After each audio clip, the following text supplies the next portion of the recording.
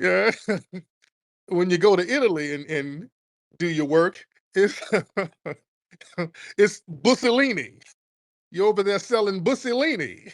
It's Bussolini in Italy. So you pronounce different things, different places, man. That's how you do it. Um, but listen. How many people? We got a lot of people in here. Shout out to everybody in here. Who's that texting my wife? Who's that texting you? Was they texting me or you? Who texting you? That's some side nigga. Who the fuck is that? Oh, okay. All right. Something. My wife's getting text messages. I'm like, what the fuck? What the hell was going on when I was out of town? Oh shit. No, I'm not trying to have side nigga problems. Shit, man. Fuck all that. If we're gonna have a side nigga, he needs to pay some of these bills up in his fucking. This nigga need to chip in. Don't be damn.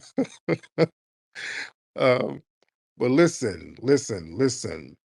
Um, like I said, the K Hive, they're struggling. The K Hive is mad. What's the K Hive gonna do when Kamala loses? The K Hive is going through some things, family, and it looks like she's gonna lose. Fox News, they got off on her ass. She tried to do an interview with Fox News, and they really got in on her. They went in on her. And speaking of East Indians, did y'all see there was a this dude named Dr. Shiva? Y'all heard of him? This sister named Sab, something like this, Sabby something. She was interviewing Dr. Shiva. He's like some East Indian dude, and they said he had something to do. He created the modern email, something like that. Y'all familiar with this guy? And she was talking about reparations and talking about lineage-based stuff. So she was talking some real good game, and he started kind of going in and talking about, what about my people? My people were enslaved too, like East Indian. Like I really, she kind of was talking over him. I wanted him to elaborate on that. Like, what the hell? What the hell is he talking about? She wouldn't let him. Listen, when y'all have some people, listen. When y'all have people talking crazy, please let them talk. Let them get their bullshit out. I wanted to hear where he was going with that. Because she was talking about reparations, and he started talking about, what about my people? We're dark and we face discrimination and we had dealt with slavery. I really wanted him to elaborate on that. When did the East Indians get enslaved? Can somebody help me with that? So he started. Now I want y'all to call in real quick. Let me know what he's talking about. Tag him and have him come in. I would really love to have that conversation. And I would like to holler at him because he got real disrespectful to that sister. He started calling her all types of sellouts and Aunt Jemimas, and yeah, he started talking real greasy to this sister. Yeah, those East Indian dudes, they get around sisters and start showing their ass. They don't do that around the brothers. You understand? So yeah, that's when the brothers need to step on in and have that conversation with those cats. And I would like you, especially on some face-to-face one-on-one, because yeah, people ain't getting all froggy like that one-on-one. But yeah, even online, I could handle those kind of guys. But what family, y'all, what are they talking about? Some East Indians being enslaved? Where was this? He's talking like it was over here in the US. I would like to know what he's talking about. I would really like to know what he was talking about. Let's get some people in here. Let's get Owen, Mr. Owen, hop in. We got Owen, then we're gonna get Jeff. Owen, what's up, brother? Hey Tariq, how you doing, mate? I'm good, Owen, and you're out there in Australia, right? Yeah, that's right. I just, pardon, sorry. Have you called before? No, I've never called. Actually, I listened a bit. Because I just came up to say that, fuck, some of those bars you were dropping earlier were incredibly funny. The Bussolini, a little bit too far. I tell you, having fun with it. That's what it is. We have fun. We educate and we entertain and we have fun in the process, man. That's what makes the show pop off over here. Anything else on your Yeah. mind? Oh, not really. I mean, yeah, being all the way in Australia, and listening, it is like I do appreciate the fact that you do the show for everyone. And I don't agree with you on everything, but some of those bars are really funny. One thing, I think you have the gain on your mic up a little bit too high sometimes, because like it detects like outside noises. I don't know if you're using like a condenser or a dynamic, but Oh, um, my phone. Is it too loud now? Family, how's my volume now? Is it too loud? What's going on? it's just the gain settings. Sometimes like when the gain is like extra high, like it'll pick up like extra, noises that you don't want it to. So just saying a dynamic mic might be a better option. I'm just trying to help you out over here. Okay, I'm an yeah, audio engineer. literally Um, this on my iPhone. Just that's it. I do this on my iPhone, so I'm not using any special microphones or anything. Yeah, I'm just chopping it up on my mic on my iPhone. So it is what it is. It is what it is. Jeff, hop in, Jeff. Hey, Tariq, how you doing today, sir? I'm good, Jeff. How are you? I am great. I wanted to kind of bring two things to your attention. First of all, you said earlier you were thinking about potentially supporting Cornel West. Yeah. Um, I wanted to read a few things really quickly from his platform on his Cornell website, 2024 website. He has a section on immigration justice, which says streamline legal pathways for illegal immigrants, abolishing ICE and demilitarizing the border, which literally means open borders. I mean, Oh, is there any country in the world that has a demilitarized border? That means open borders. He has upholding asylum laws to protect our sacred right for refugees from everywhere around the world. He has a section on LGBTQIA plus justice, which includes a section on gender affirming care, which means that parents can mutilate their children. And he has a section on racial justice, which you might like. It says reparations for Black U.S. residents. And I would think the term Black U.S. residents, you would say, is a trick bag language because Black U.S. residents can mean a lot of people that are right. not descended from slaves. Um, I'm not saying anybody needs to support Trump. I support Trump, but Cornel West is like to the left of Kamala on immigration and like LGBT stuff, and I don't think like Black conservatives should not Black conservatives, but just like Black people that are like family oriented should support him. Um, and then also, I wanted to. I didn't see you post it. There was a guy on CNN named Sweeney something. He's like one of these black pastors. He went on there and basically said that Kamala black supporters versus Trump's black supporters are like the field African American and the House African American. And then Mm, the Boule CNN black people started kind of freaking out at him. I don't know if you saw that clip, but it was quite funny. And oh, I gotta see this. Thank you. I gotta look into that. But thank you. Okay, yeah, I didn't know Cornell was on that open border thing, so I gotta see. That's why I said I'm not committing to anybody. See, people will talk a good game, and Cornell he'll talk about reparations and all that, and then you gotta see some of the rest of their platform. See, that's why everybody has to. We gotta comb through everything with a fine tooth comb. Let's get Hamdu. I've seen you on here before, Hamdu, right? Yeah, what's going on, Flex? What's going on? Some of y'all be looking familiar, but I talk to so many people I forget. Are you the East African dude? Yeah. There you go. What's on your mind? I just had like three things, man. The first one was, yeah, I don't understand how the DNC they want black men to vote so bad for them. Like, is and the other thing I wanted to ask was, what's the thing about your YouTube? Because I subscribed and then they unsubscribed me. Man, I And don't. Okay, subscribe again. YouTube plays games with my channel, man. My channel yeah, is like stuck at the same like 245,000 subscribers. It's just been stuck there for years. I'm supposed to have over 1 million subscribers, man. yeah. And The other thing I wanted to ask was, where do you stand on your live being posted on YouTube? Because I see a lot of it, and I want to ask if yeah, I don't like people posting my lives, and I take them down if I see them. I do take them down if I see them. But yeah, YouTube. The thing is, man, YouTube is real funny style with my channel. When you have like 100,000 subscribers, there's an award YouTube is supposed to give you.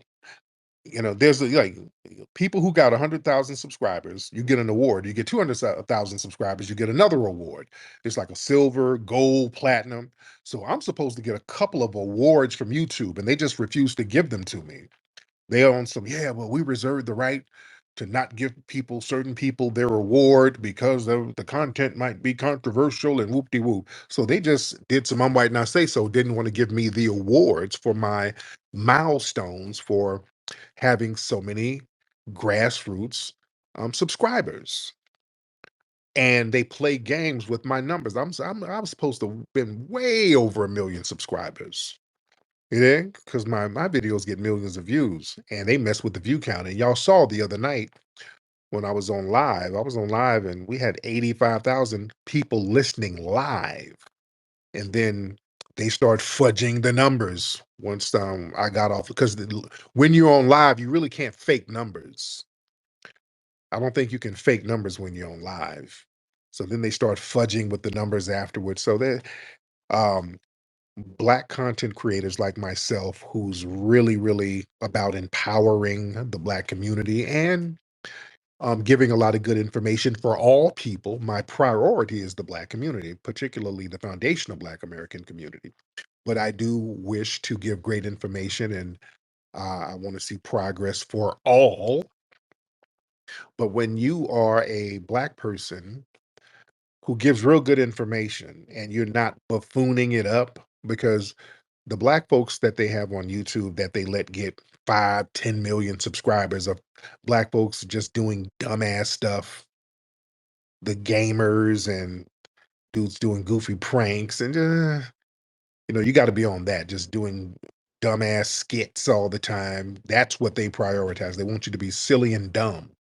And you know what? I'm not going to knock those guys. I'm not going to knock them, because if there's Black guys out here and you're getting your paper, knock yourself out. If you ain't out here in the streets, whatever, that's fine. Because my kids be watching some of that stuff. That's who their audience is. When you see a lot of these YouTubers just doing real dumb stuff and silly stuff, it's silly and dumb to us, but to small kids, that shit is funny. My son Mateo will just be laughing his ass off at these goofy dudes. That's who that audience is. They know that small children like to see goofy stuff. So, my platform is educational and entertaining. You're going to walk away with some kind of knowledge, with some kind of uplifting when you walk away from the platform, when you listen. So they try to suppress those numbers, but a lot of people have told me that they've been unsubscribed. You understand? Yeah, your numbers just don't sit at one thing just for years. So everybody, listen, if you're listening now, could you go to my YouTube channel, Tariq Radio? Everybody go and subscribe. Everybody go to and subscribe at once. Go there and subscribe. Let me get some people in here. Gavin, let's get Gavin in the building. Gavin the Great. Well, where you at, Gavin? Let's get Gavin the Great in the building. Gavin the Great. We're going to get Gavin, and everybody, if you're ready to get on, let's raise your hand if you're ready to get on. If you are ready to get on, raise your hand. All right, Gavin, you ready? All right, let's get Evan in the building. Gavin ain't saying nothing. Oh Let's yeah, get I'm here. that's I'm here. Gavin. We'll get you next, Evan. Gavin, what's up, brother? Hello, everybody. I hope everyone can hear me right now. Yes, Yeah. Gavin. I just want to say that the Democratic Party is in a panic. Oh yeah. This wasn't supposed to happen at the last minute. Oh yeah. Less than 3 weeks away from the election, and Kamala's campaign is going down the drain. They're in a panic. Yeah. So she sent Barack Obama, who she felt, and not just her, the party sent Barack Obama to chastise Black men and reel them back in. Mm. You see, prior to this, Obama had never faced backlash from Black men. This Yeah. is the first time ever Mm. that Barack Obama has faced backlash from Black men. So the party thought, we'll just send Barack to handle the Black men, Kamala. You keep campaigning doing what you're doing. I'm sure he'll get Black men back where they need to be. It backfired. And Barack Obama and the Democratic Party got a rude awakening. Obama doesn't have the pull that he had in 2012. Right. And he found that out for the first time. And it actually made it worse because black men felt that Barack was talking down to them. Yep. If you're voting for anyone other than Kamala, you must not be smart enough. You must not be politically astute. You must be sexist. Because why wouldn't you vote for Kamala? Mm-hmm. And so he was basically, his tone, we had never seen Barack have that type of tone before. Yeah. Because the party was in a panic. Mm-hmm. And so now what has happened is, for the first time in my lifetime, and I think for the first time ever, if I'm wrong, please correct me. But the first time, definitely for the first time in my lifetime, blacks are looking at other options when it comes to their vote. I have never in my lifetime seen this many blacks switch and vote for the Republican ticket. Yeah. This is the first time in my lifetime. And I'm so glad that black people are waking up. I've been saying this for years, and I'm not that old, but I've been saying this my whole lifetime. Blacks have been voting Democrat for the last 60 years, and where has it gotten us? Where Nowhere. has it gotten us? We've been singing this same song over and over and over again. And where has it gotten us? And I always tell people who cape for Kamala, and it's mainly black women caping for Kamala, I'm going to be honest. Ask yourself this simple question: are we better or worse as a nation after the Biden-Harris administration? Mm. Are we, it's really simple. It starts there. Are we better as a nation or worse as a nation after Biden and Harris? And we're not. We're worse. We're letting illegal immigrants come in thousands by the day. Do y'all realize this? Mm-hmm. We're giving these people $2,000 a month for grocery and housing, and we have homeless Americans on the street. Yeah. And some of these people that we're giving these funds to, they ran up over here because they were actually criminals in their native countries. Yep. We're not background checking. They could have been serial rapists over there, found their way into America, and they're getting paid to buy groceries and they're getting free housing. Mm-hmm. That's what Biden and Harris have done. Yeah. And so when I speak to black women, and I'm not chastising black women who support Kamala Harris. I've heard black women on Clubhouse say this, because we talk about this on Clubhouse all the time. Well, I'm voting for her because she's black. Lord. Now, my main problem with that, let's start there. She's Indian and Irish. She's not black. Let's Mm-hmm. start there. She's not black. And her race shouldn't matter. But it does matter because she's cosplaying. And she's letting black women run with that narrative because she needs their vote. Yeah. And so when I ask black women, so you're voting for her just because she's black, do you care about her policies? Black women, most black women that I run into can't even give me a single policy of hers Not that they one. approve of. They don't even know what Gaza is. Mm-hmm. They Mm-hmm. don't even care about the border. They know that their groceries are too high, but because they think they can elect the first black female president into office, that's all that matters. Maybe she'll have Beyonce at the inauguration and it'll turn into a Beyonce concert. Won't that be great? Mm. Mm-hmm. Man. She had a rally down here in Atlanta, and I don't know if you guys remember that. What did she do? Well, it's hot Atlanta, so she figured, I don't have to do much. I'll have Megan Thee Stallion come on and shake her ass, her ass cheeks across the stage for the first hour. I'll have Quavo standing up there, and that'll be enough for those blacks in Atlanta. Mm. She played in our faces. Yep. But here's the thing.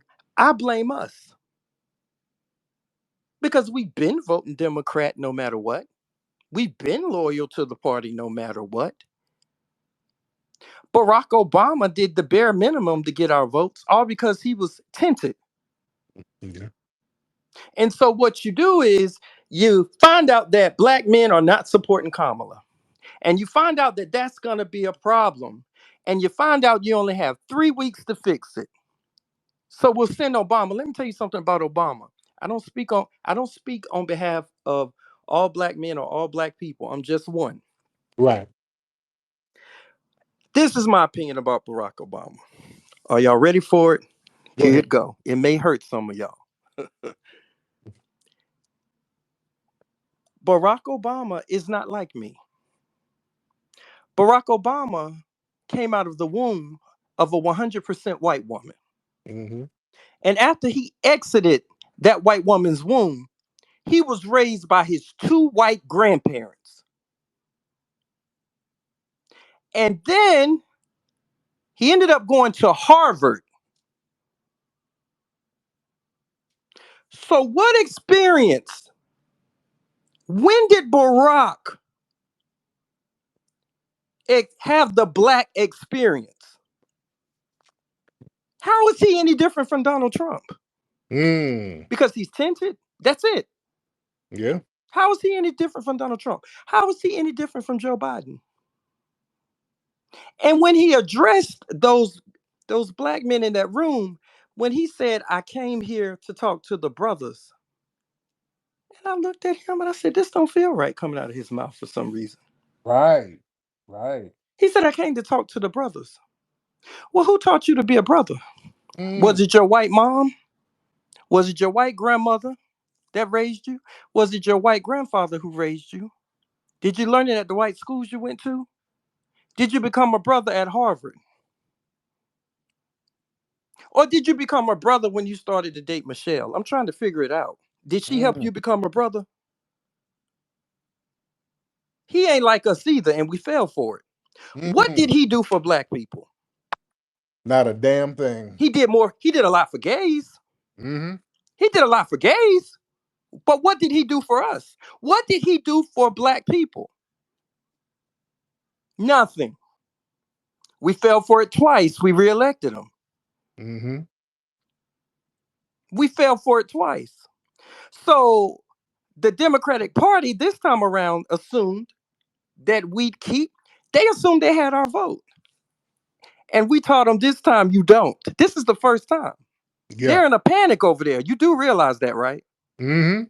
This has never happened in my lifetime. I'm 39. I'll be 40 next month. In my lifetime, this has never happened. Mm. And so now, the good thing that's come out of this, we have taught the Democratic Party, you don't automatically have our vote anymore. Yes. That no longer works with us. It stops here. You have this woman, and I don't know who's been telling her to do these interviews. Because the 60 Minutes interview was not good. Nope. And the one on Fox News was 10 times worse. Mm-hmm. And so what they've done, she didn't do a single thing for the Democratic nomination. It was given to her by default. What vote did she receive? Who voted her in? Nobody. She got it by default because of Joe Biden's declining health. Let's be real. Am I wrong? You 100. She didn't receive a single vote for that nomination. Yeah. It was like, okay, when Joe Biden did that debate, that hideous debate with Donald Trump, we all remember that night, right? Mm-hmm. And then it was clear, it was evident to us all, oh, Joe Biden can't go on anymore. We all knew that when we watched that, right? Oh That yeah. was clear. He can't go on anymore. And they panicked. And then it was, let's just give it to Kamala. Yeah. That's what they did. Mm-hmm. So this is a woman who did nothing for the nomination, just other than being the VP of a man who was going through dementia. Let's be real. And so she sat up here and she identified as an Asian American woman for 59 years of her life. And then in July, she became what? A sister? That's why I call her cosplaying Kamala. Yeah. And so then all of the AKAs say, oh, but she's an AKA and she went to Howard in DC. She's black. Well, after having line sisters and joining the AKA sorority and going to Howard for 4 years in undergrad,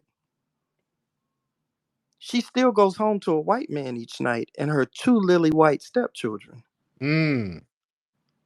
And I'm gonna drop my mic right there. You I'm go. gonna end right there. Man, Gavin, you cooked, brother. You cooked, Gavin. Shout out to Gavin. Y'all need to follow Gavin. Let me follow this brother. This brother's cooking. No, I just followed him. Y'all follow this brother. Shout out to Gavin. Y'all give Gavin a round of applause. Thank you so much, Gavin. Gavin cooked right there, bro. I followed that brother. I gave him a follow. Y'all better follow it. T.S. Giselle is giving a thumbs down. T.S. Giselle didn't like that. T.S. Giselle threw the dildo at the phone. T.S. didn't like that. Gavin cooked. No, he cooked. That brother spoke truth to power. Oh, man, the thing where he touched on Obama, the backlash family.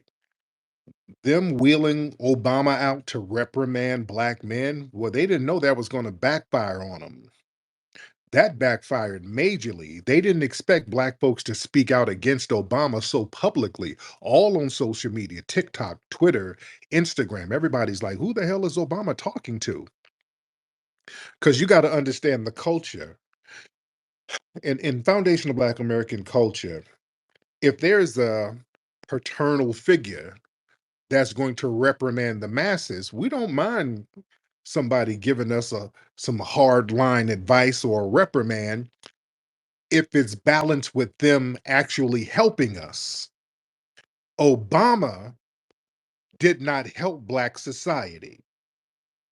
That man sat here and participated in the benign neglect. He ignored our needs. He didn't punish no race soldiers for harming us, didn't give us no tangibles, but he sat here creating the DACA program for all of these non-citizens, giving resources to the LGBT, just giving our money and resources to everybody. He was a front man for white supremacy. So he didn't do anything for us. So he's not going to swing back around years later wagging his finger talking about, well, my legacy lets me say what I need to say to you. I just want to talk to the brothers. I don't like what you're doing.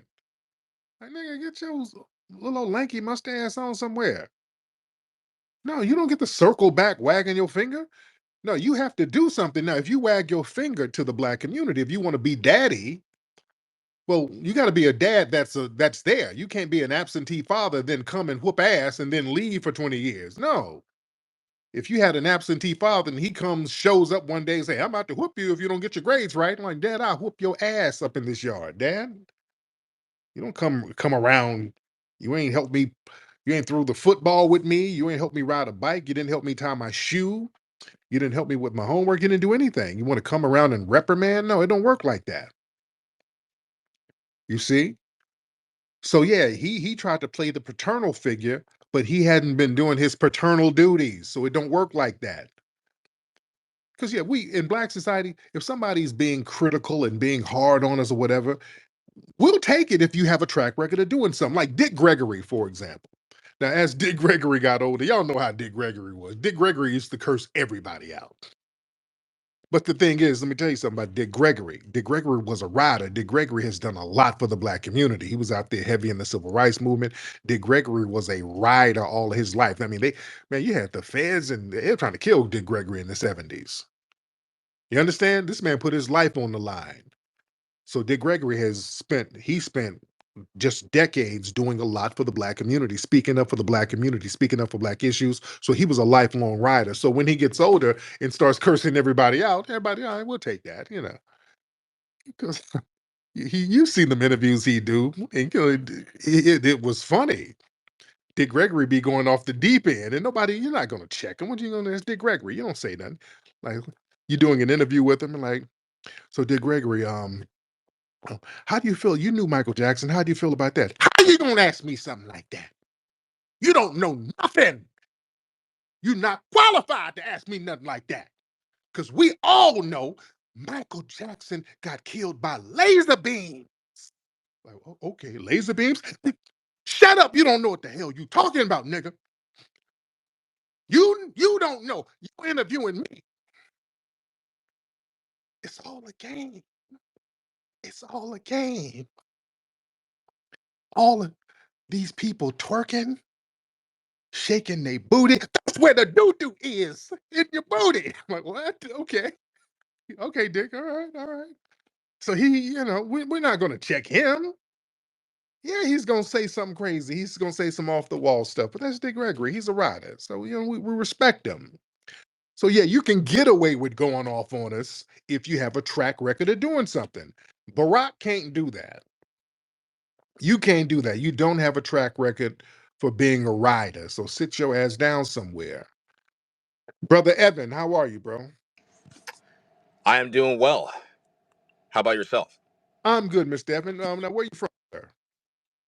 I am speaking from our capital, Washington, D.C. Washington, D.C. Are you in politics out there, sir? I am not, no. Okay. Are you in law enforcement out there?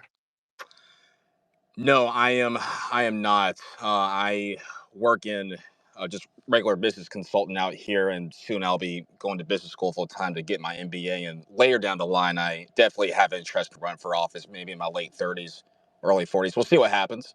Oh, But yeah, that's the lick right there, man. That's it. Now, how old are you now? I am 27. Okay, you're young. Okay, okay. Now what's on your mind, brother?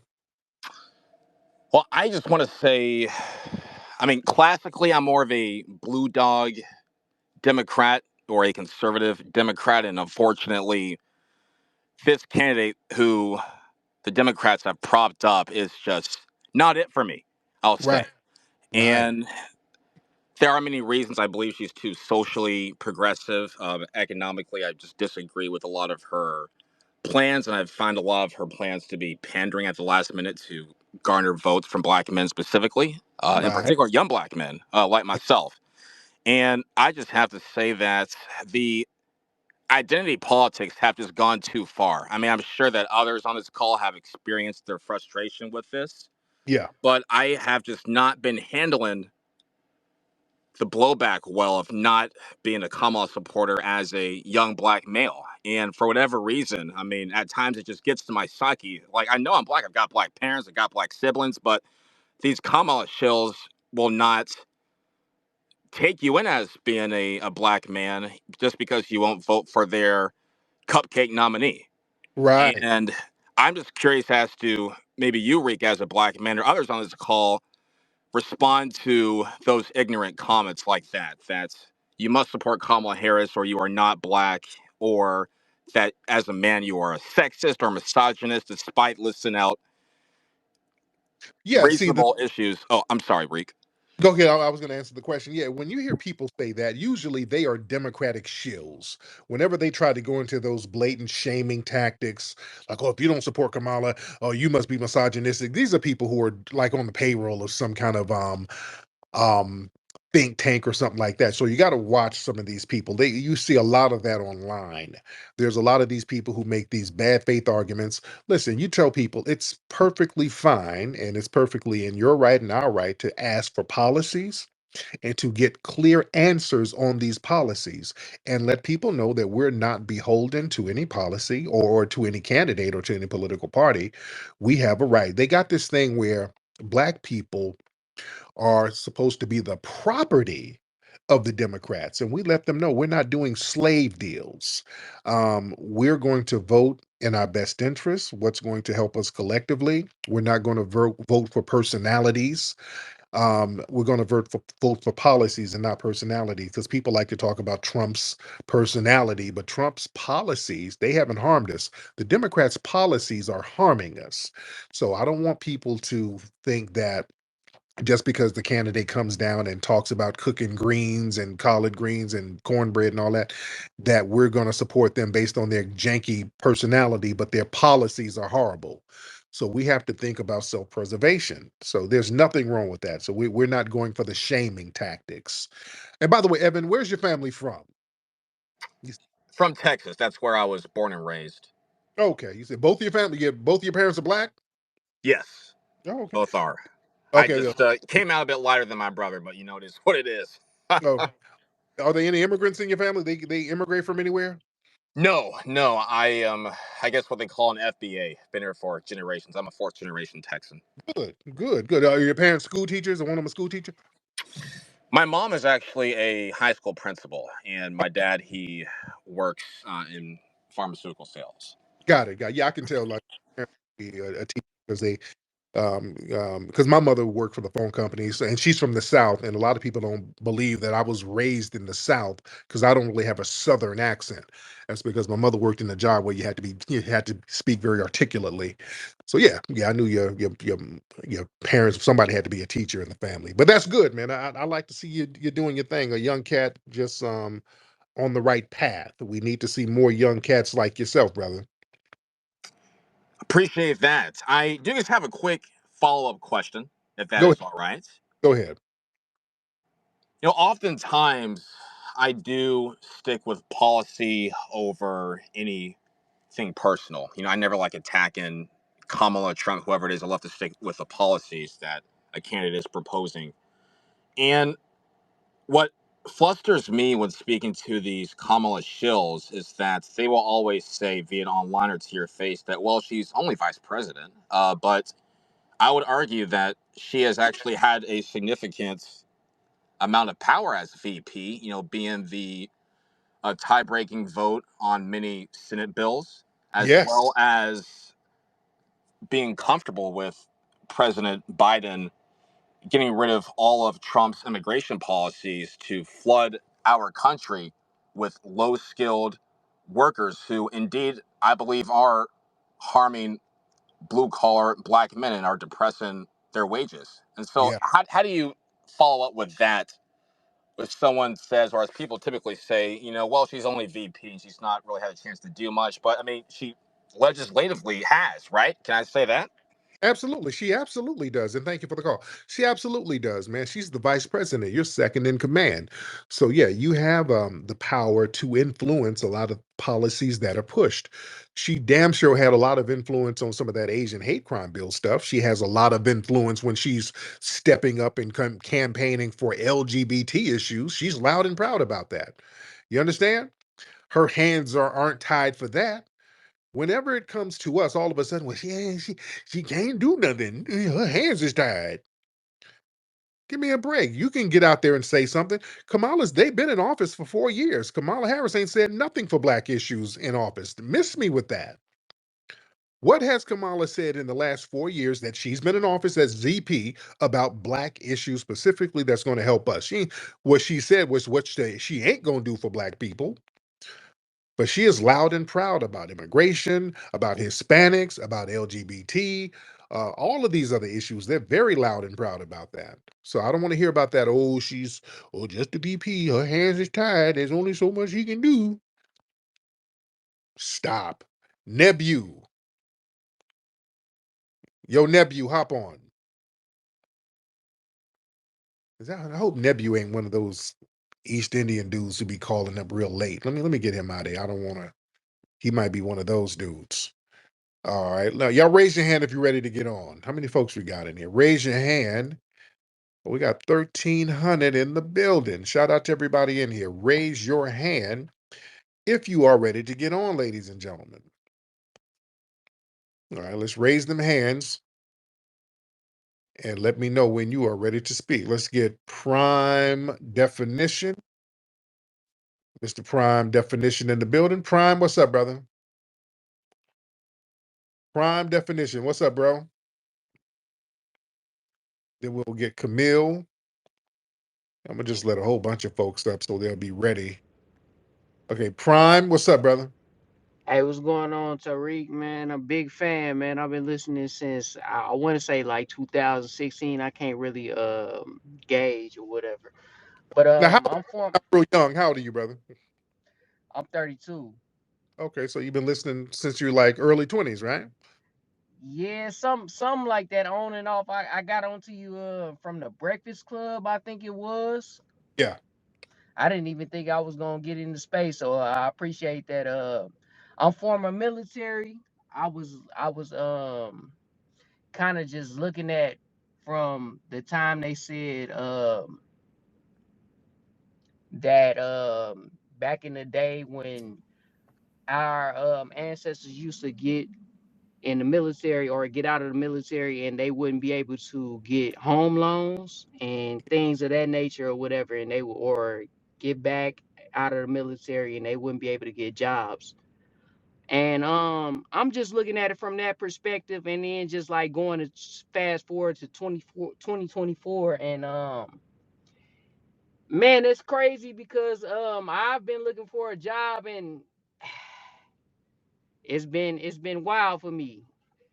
And I just recently just found one going back to the USPS or whatever, but it was just so crazy that I couldn't find a job. It was so hard for me to get into the office. And I'm just like, Kamala and Biden, they just don't make the economy how it should be. You know what I'm saying? Right. And that's unfortunate, man. We got so many FBA brothers and sisters like yourself and others, man, struggling to find work. And they're fast tracking all of these non citizens across the border into job training and jobs. They got jobs waiting on them. And we got brothers and sisters out here struggling to find work, man. I'm cool, man. You would be a fool to support Kamala Harris and Biden and those guys. You would be as a black person, hell, even as a white person. What the hell you getting out of it? That ain't helping you either. What y'all getting out of it? As a black person, especially, you're not getting nothing. Camille, what's up, dear? Hey, how's it going, Tariq? I just wanted to chime in and not jump in on anyone's toes. Yeah, so I'm listening to a lot of spaces, particularly yours. I like a lot of what you're saying. I do have some questions. Just wanted to bounce something off of you. Do you think that pilgrims or the dominant society, aka white people, are inherently evil or racist in the way that they would treat us FBAs inhumane? No, and I don't go for that narrative. And that's a very good question, by the way. That's a very good question. Um, a lot of people will give the narrative that, well, white people are just inherently evil and racist. No, I don't believe that. It's a choice. Everybody has a choice. You have a choice to make. You can choose not to be jacked up. You can choose not to have a janky mindset. I don't believe that a lot of them has the strength to stand up against a system that gives them unearned and unjust benefits. And they don't have the guts to stand up to an evil system. So they choose to be a part of that evil system for the benefits. You're not But in here. You know, there's just benefits into going along with an evil system. And that shows cowardice. So there's a lot of them that are cowardly. Because being a white supremacist is being a goddamn coward. And that's a very good question, sister. Let me tell you something, black folks. We have a choice. We got choices, and usually we choose to do the right thing morally because we got a spirit. That spirit of Majara in us is unlike any other. We stand up against injustice for other people, even if it puts us in a detrimental situation. We stand up to it, and that's why we have more um, moral capital than most people. That's why they're always trying to align themselves with us because When we see injustice happening to people, we stepped up and we speak out against it. We help them fight against injustice, even though we go through injustice. We don't want to see that happening to people. Just like we always talk about when they were about to invade Ethiopia in the 1930s and 40s, it was foundational Black Americans lining up around this country, willing to risk their lives to go over there and help them. You understand? During the Vietnam War, when they tried to draft one of the biggest celebrities in the USA, Muhammad Ali, that man put his career on the line and said, hey, I'm not going to go over there and harm those innocent people. I'm not going to harm them non-white people. I'm dealing with racism here. I'd be a hypocrite over here. Y'all not giving me all the rights I'm supposed to get, and I'm going to go over there and fight for you. I'm not doing that. I'm going to stand up and say no. That takes courage to do that. You don't have white people who do stuff like that. That's a choice. You can. It's like only a handful get down like that. Like John Brown. That's like one of the few who said, hey, this slavery stuff ain't it. I'm about to just get a gun and start knocking these heads off. This ain't cool. I'm about to put it on the line. Only a handful of them will get down like that. And we've always done that. We've had that spirit of Majara, man, that lets us say, hey, man, we got a choice to do the right thing, even if it's unpopular, even if it puts me in a bad situation. I'm going to do the right thing. I'm going to do what's spiritually, morally right. When Black folks in the late 1800s, when they were sent over to the Philippines to fight in that war, and the white supremacists were basically committing a genocide against the Filipino people because they were calling them the N-word. They called that the N-word war. And they were just targeting innocent Filipinos. It was Black people in the army, especially a brother named David Fagan, who defected from the U.S. Army and started to help the Filipinos and taught them guerrilla warfare so they would not be genocided. Y'all hear me talk about David Fagan a lot. We got an image of David Fagan at the Hidden History Museum. That man put his life on the line, became a Maroon, became a general in the guerrilla warfare army out there, and basically saved a lot of people. Became a folk hero out there in the Philippines. Nobody does that except us. Nobody steps up here and fights for other groups and does the right thing consistently when it's unpopular. You see, the thing is, a lot of people in the dominant white society, they go along with white supremacy because if you don't go along with it, one of the rules is, well, we're going to treat you like an N-word true. If you sit up here and don't go along with white supremacy, then you're an N-word lover. And we're going to treat you just like them. They don't want that. Nobody wants that treatment. Being marginalized, they can't take it. That's one of the punishments. You better go along with what we got going here, we're going to give you the same treatment. Now, you ain't an N-word lover, are you? You see? So, yeah, you're not inherently evil. You got a choice. Everybody has a choice to do the right thing or do the wrong thing. Some people go along to get along. We all got a choice. You understand? Listen, when I'm working in Hollywood, in 2010, I had about 3 TV deals on the table for me to do relationship shows. We were doing pilots and the whole thing. I had about 3 deals going on where they wanted to give me a television show because I was doing a whole bunch of television at the time. They wanted me to just do the relationship stuff. I had best-selling relationship books. But at the time, I saw a trend that I really didn't like. At the time, around 2008, 2009, 2010, if you remember, there were a bunch of movies coming out of Hollywood that were horribly depicting Black people. You had the Blind Side and The Help, movies like Precious, The Butler, all of these movies showing Black people in this horrific light. And I made a choice. I said, hey, I can either get this little Hollywood money and just go along to get along and do these relationship shows and keep my mouth shut and just get money personally for myself, or I can do some revolutionary. I can produce my own film going hard body about Black history, going in on white supremacy. So I had to make a decision. The people in Hollywood I was working with, they did not want me to do that. but it was something that's needed. It needed to be done. So I started the Hidden Colors series. I did the Hidden Colors series. There had never been anything done like Hidden Colors. Never. If you remember, listen, before Hidden Colors, name something even remotely close to Hidden Colors. There was nothing like that.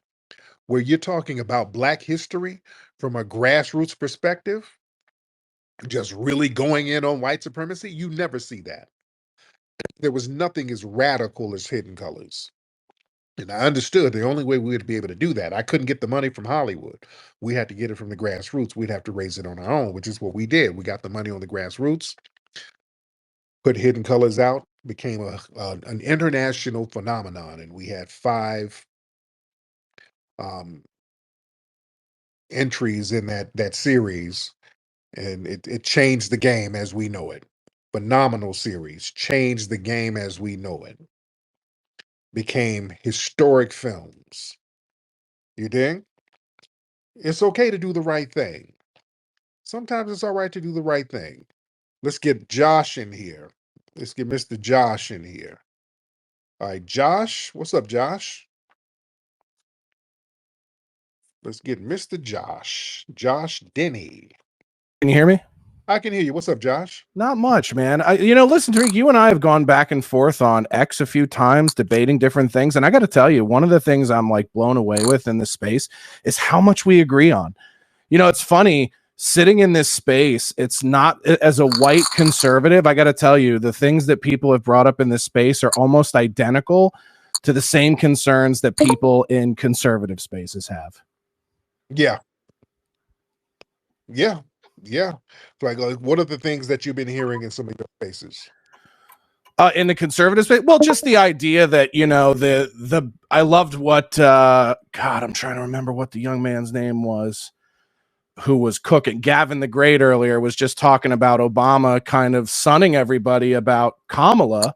And I thought everything he said was on the money. This idea that they were going to roll old Barack out to sort of scold, Black Americans as if you guys can't make your own decisions. Right. Absolutely. And I really see this election, and I really see, the populist rush behind Trump, just an indictment on government elitism, which I think has, you often refer to it as white supremacy. I don't know if I agree with that concept as a white who's never felt like he's been on the side of the elites in his entire life. But I think exists. We can't be in white supremacy denial because the people who practice, that's their word. They told us that it exists, and they had all types of laws and policies that they beat us over the head with. So that's their term, and I believe them.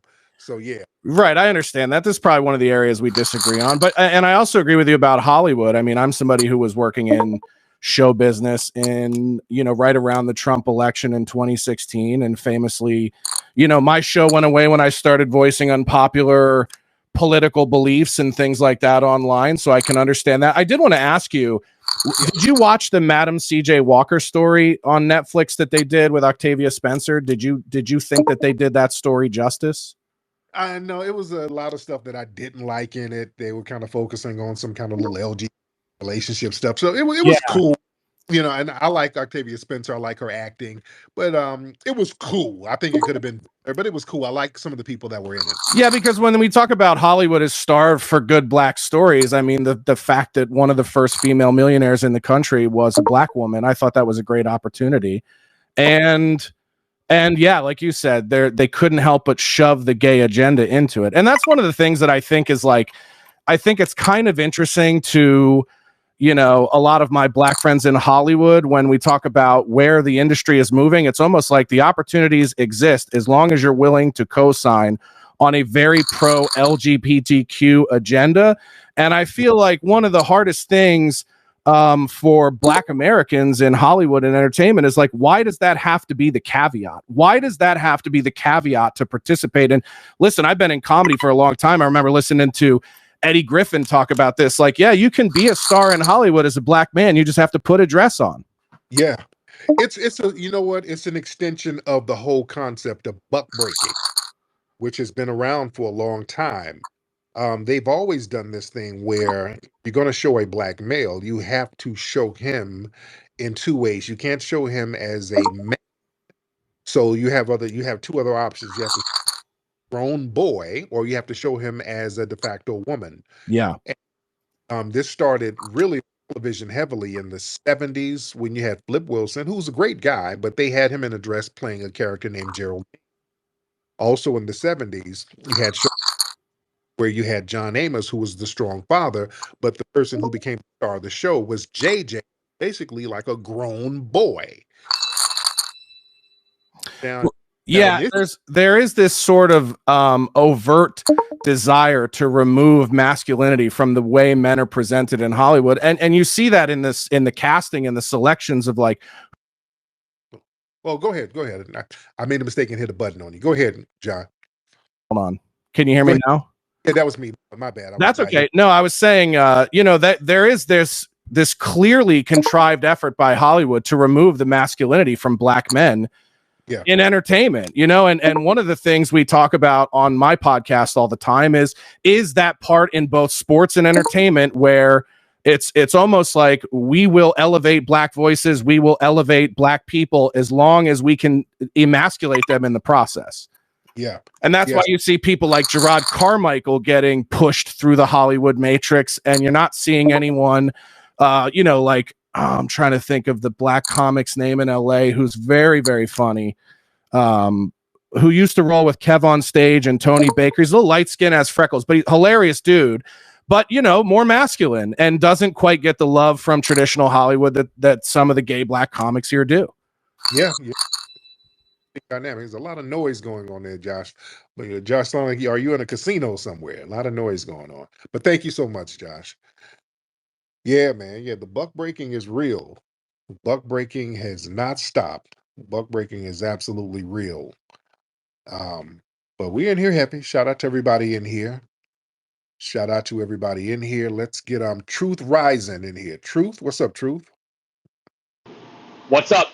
Hey, did you guys hear that Rogan is going to interview Harris, not only Trump, but Harris? Oh wow. Yeah, So huge wow. Massive wow. He's gonna sit down with Rogan? Yeah. Oh, I gotta see this. Let me tell you, they're gonna be armed security around her. I can see this interview spiraling out of control. They're gonna have to sign NDA agreements if it goes wrong, that they don't release the interview and that they highly edit it. But guys, we saw the Brett Barrett interview, and you know that they signed NDAs and agreements to go ahead and edit it, etc. But you can't edit something that's so bad to make it look good. You know what I'm saying? That Rogan interview is gonna be by the end of it, it's going to be so nuts in this nation. If he goes ahead and uploads that, oh my God, this will be the moment in time that we all remember. We all knew where we were when that interview gets aired. You will all remember this moment in your life. That's going to be interesting. I know they probably have an agreement where the Kamala team will probably have to watch it first. I don't know. I just don't see her sitting with Rogan without all types of pre-planned edits going on and requirements for them to release that. Man. Absolutely, because I heard that Trump interview is coming, but tonight I heard that the Harris interview is coming. And the Trump interview, in a lot of people's minds, is going to be a major milestone for the biggest interview like ever recorded. Trump's going to drop some truths, etc. But if Harris goes, this is so much bigger than Trump, because what will happen with Harris is it will spiral out of control, and it will not be able to be edited. So I don't know what the plan is, if they're going to go ahead and just make sure just scrap it, never upload it. This is going to be so mega massive milestone. That's going to be interesting. My man, thank you so much. I appreciate you. All right, let's get Miss T. Let's get Miss T in the building. All right. Let's get Miss T in the building. Miss T. What's going on, Miss? Tariq, how are you? I'm good, dear. How are you? I'm doing well. I wanted to let you know I attended my first Trump rally yesterday. Oh, really? He was in Atlanta. He came to Atlanta. Oh, how was it? It was First of all, it was in Cobb County. So it was very, very white, but Okay. it was very patriotic. I Mm, felt very safe. Um, it was probably maybe about 20, 25 Black people there. okay. But it was actually good. Michaela spoke, the young Black lady. She spoke. Alveda King spoke. It was a nice prayer. They did the Pledge of Allegiance. Sang the Star Spangled Banner. It Okay. felt very America. Okay. Well, all right then. All right. Thank you so much, beloved. Let's get Slim in here. Slim, what's up, brother? Yeah, what's happening, OG? How you doing, brother? Good, good. You coming out to Cleveland, right? I might have to tap in with you. No doubt. No doubt. Yeah, I'll But be out there. I wanted to address that little video of that Jamaican lady who flees all over the damn place talking about how we didn't help them get to America. Oh yeah, I gotta play that clip. Oh, I gotta play that clip. You know what? Let me play the clip and then I'm gonna have you call back. Let me do that. All I'll right, play. bet. All right. Let me play this clip of what my brother's talking about. Oh man, these disrespectful, ungrateful damn tethers. I gotta play y'all this clip. This Jamaican lady. I think she's Jamaican. I think she's Jamaican, either Jamaican, Haitian, something like that. And she has had the whole wig and everything. So she did a video talking about how, because we let folks know that it was us helping immigrants get over here, especially Black immigrants. We were the ones helping you get here. That's just a fact. In several instances, and a lot of them, they try to rewrite history. And that's another thing. Have y'all noticed a lot of the tethers, they always try to project the tethering onto us. They always try to, because their family fled or whatever, they try to make it seem like some of our people fled. They always trying to lie about our lineage. Notice tethers always trying to lie about your wife is half Haitian. No, she ain't. My wife ain't no damn Haitian. And no disrespect to Haitians, but yeah, don't project your shit onto me. My wife ain't Haitian at all. No disrespect. But listen, um, this woman here, and a lot of them do that. They always try to get our icons and try to put some kind of foreign background on them. Well, Harriet Tubman was from the Akan people of West Africa. Yeah, all right. Well, Fats Domino was Haitian. Yeah, okay. No, not really. They try that. You know what I'm saying? They always try that. They try to play that role. They try to throw some kind of foreign background on a foundational Black American to try to make us, to try to immigrate-ize us. Rosa Parks was really Ghanaian. Stop. So this woman here, I want y'all to hear this woman here. She's coming up with some little old janky, revised history about how immigrants and other people were really in the forefront of the civil rights movement. Just listen to this. Hold on, hold on, hold on. Let me get it together. Because they be all over the place. Hold on. Hold on. So a lot of us were in this country predating civil rights. Hold on. Can y'all hear that, family? Hold on. Oh, can y'all hear that, by the way? Can y'all hear that in the background? Give me a thumbs up if you can hear it in the background, because I know my audio is a little jank. Can y'all hear that, or do I need to adjust my audio? Y'all give me a thumbs up if y'all can hear it. Could y'all hear that? Y'all can hear her talking? Somebody said thumbs down. So thumbs up or thumbs down. Could y'all hear it or not, shit? All right, somebody gave a thumbs down. Now, I'm not talking about if your phone is janky. All right, let me play it. Let me play it. Oh, hold on.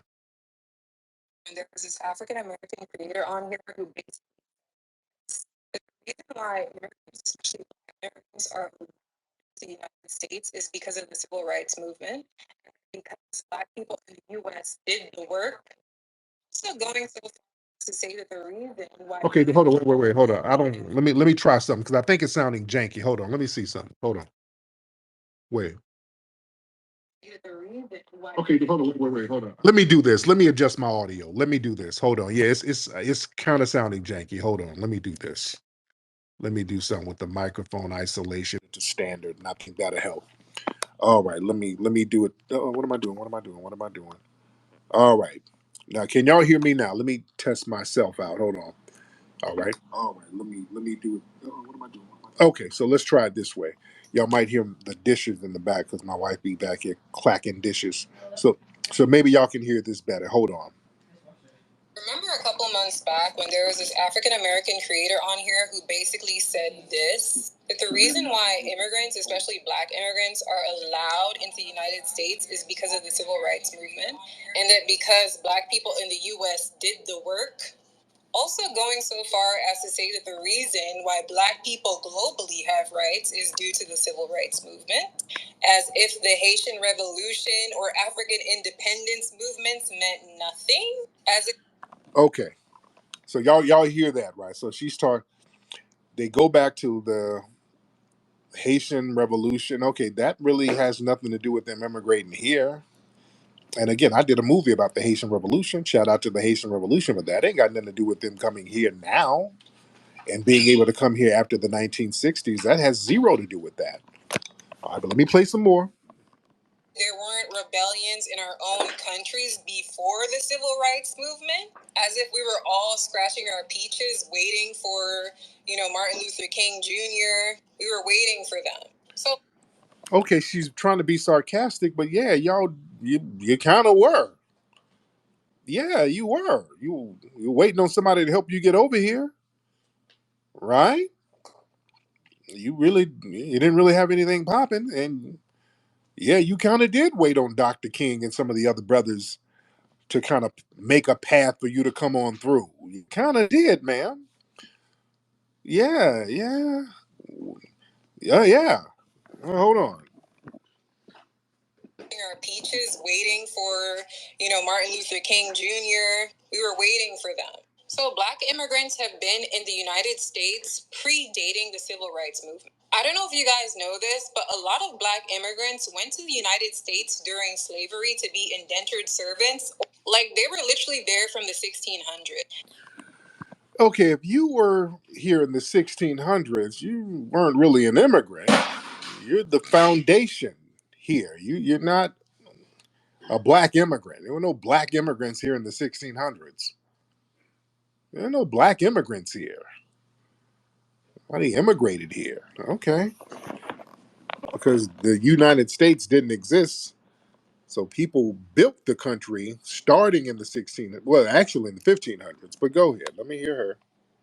And as time went on and the United States had vested interest in a lot of these countries, particularly Haiti, because Haiti was the richest French colony, which is why the Haitian Revolution was so important to Black history. But due to slavery ending in the late 1800s, a lot of the Black workers in the United States were actually Black immigrants, especially from the Caribbean. Actually, during World War I and World War II, the United States recruited a lot of Caribbean people to fight in their wars.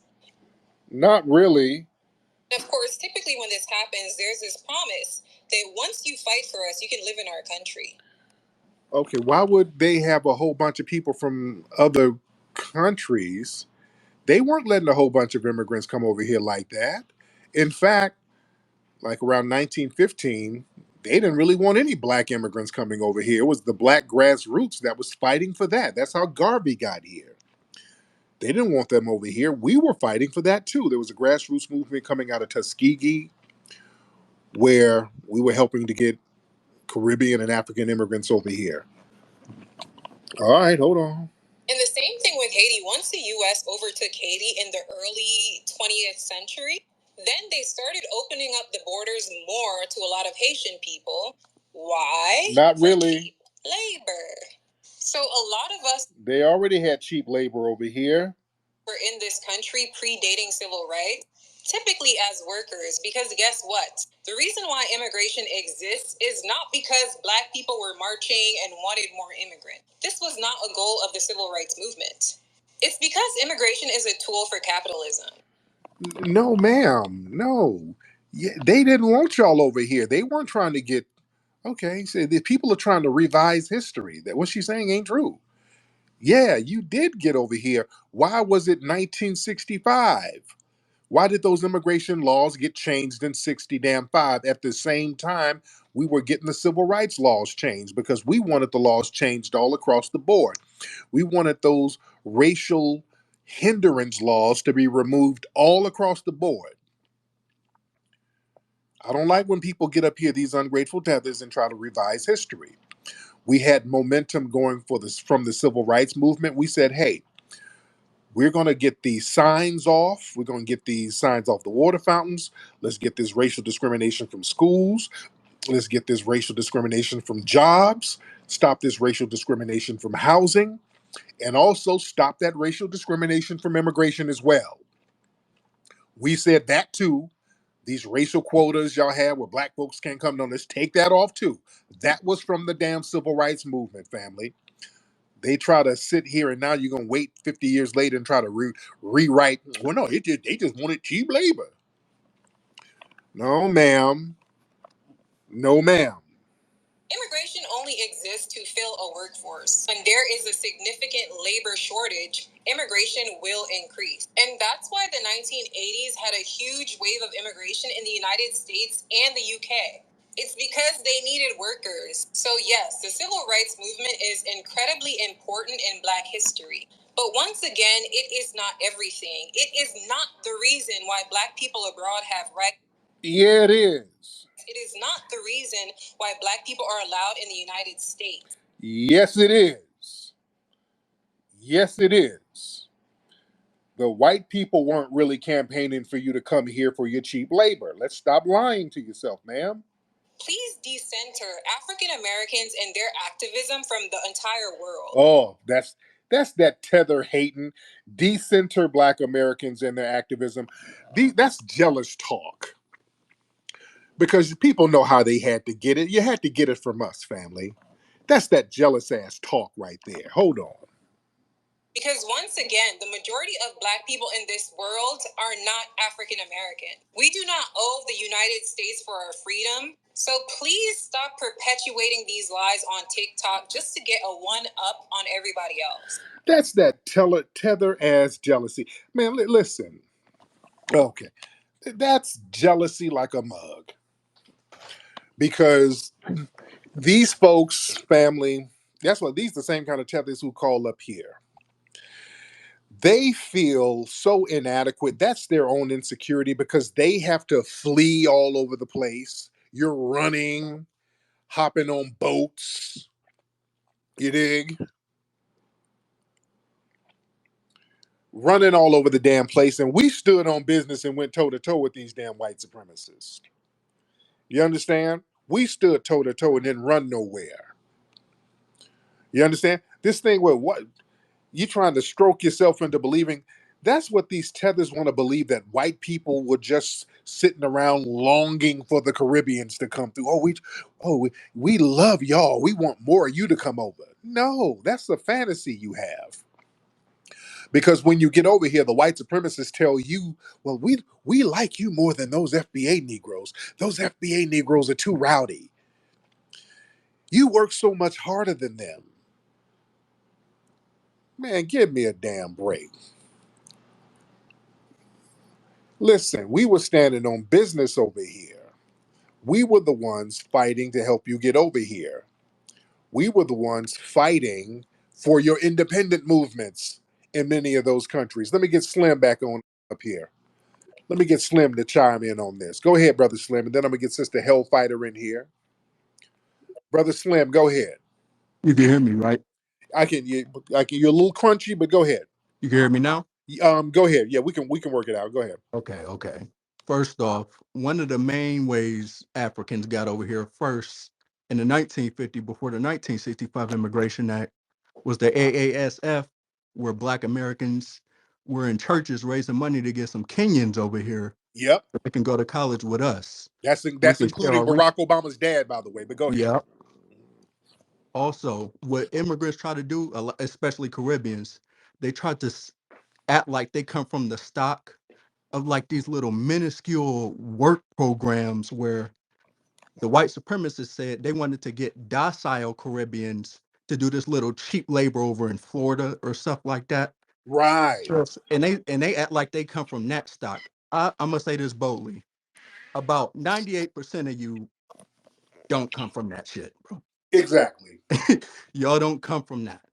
And also, a lot of the civil rights leaders that were born during that time that come from Caribbean stock, they had to use the 14th Amendment that we fought for so they can become citizens. And that's how a lot of them even become citizens over here, due to the 14th Amendment. Also, the Johnson Reed Act in the 1920s, stuff like that, they said that they did not want black immigrants coming to America. They did not want them over here.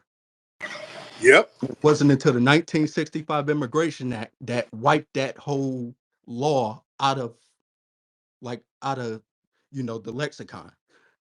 And when they got over here, we fought for that because we thought we were going to get a whole bunch of on code black people, and we know they were coming out of colonization, so they didn't really have anything.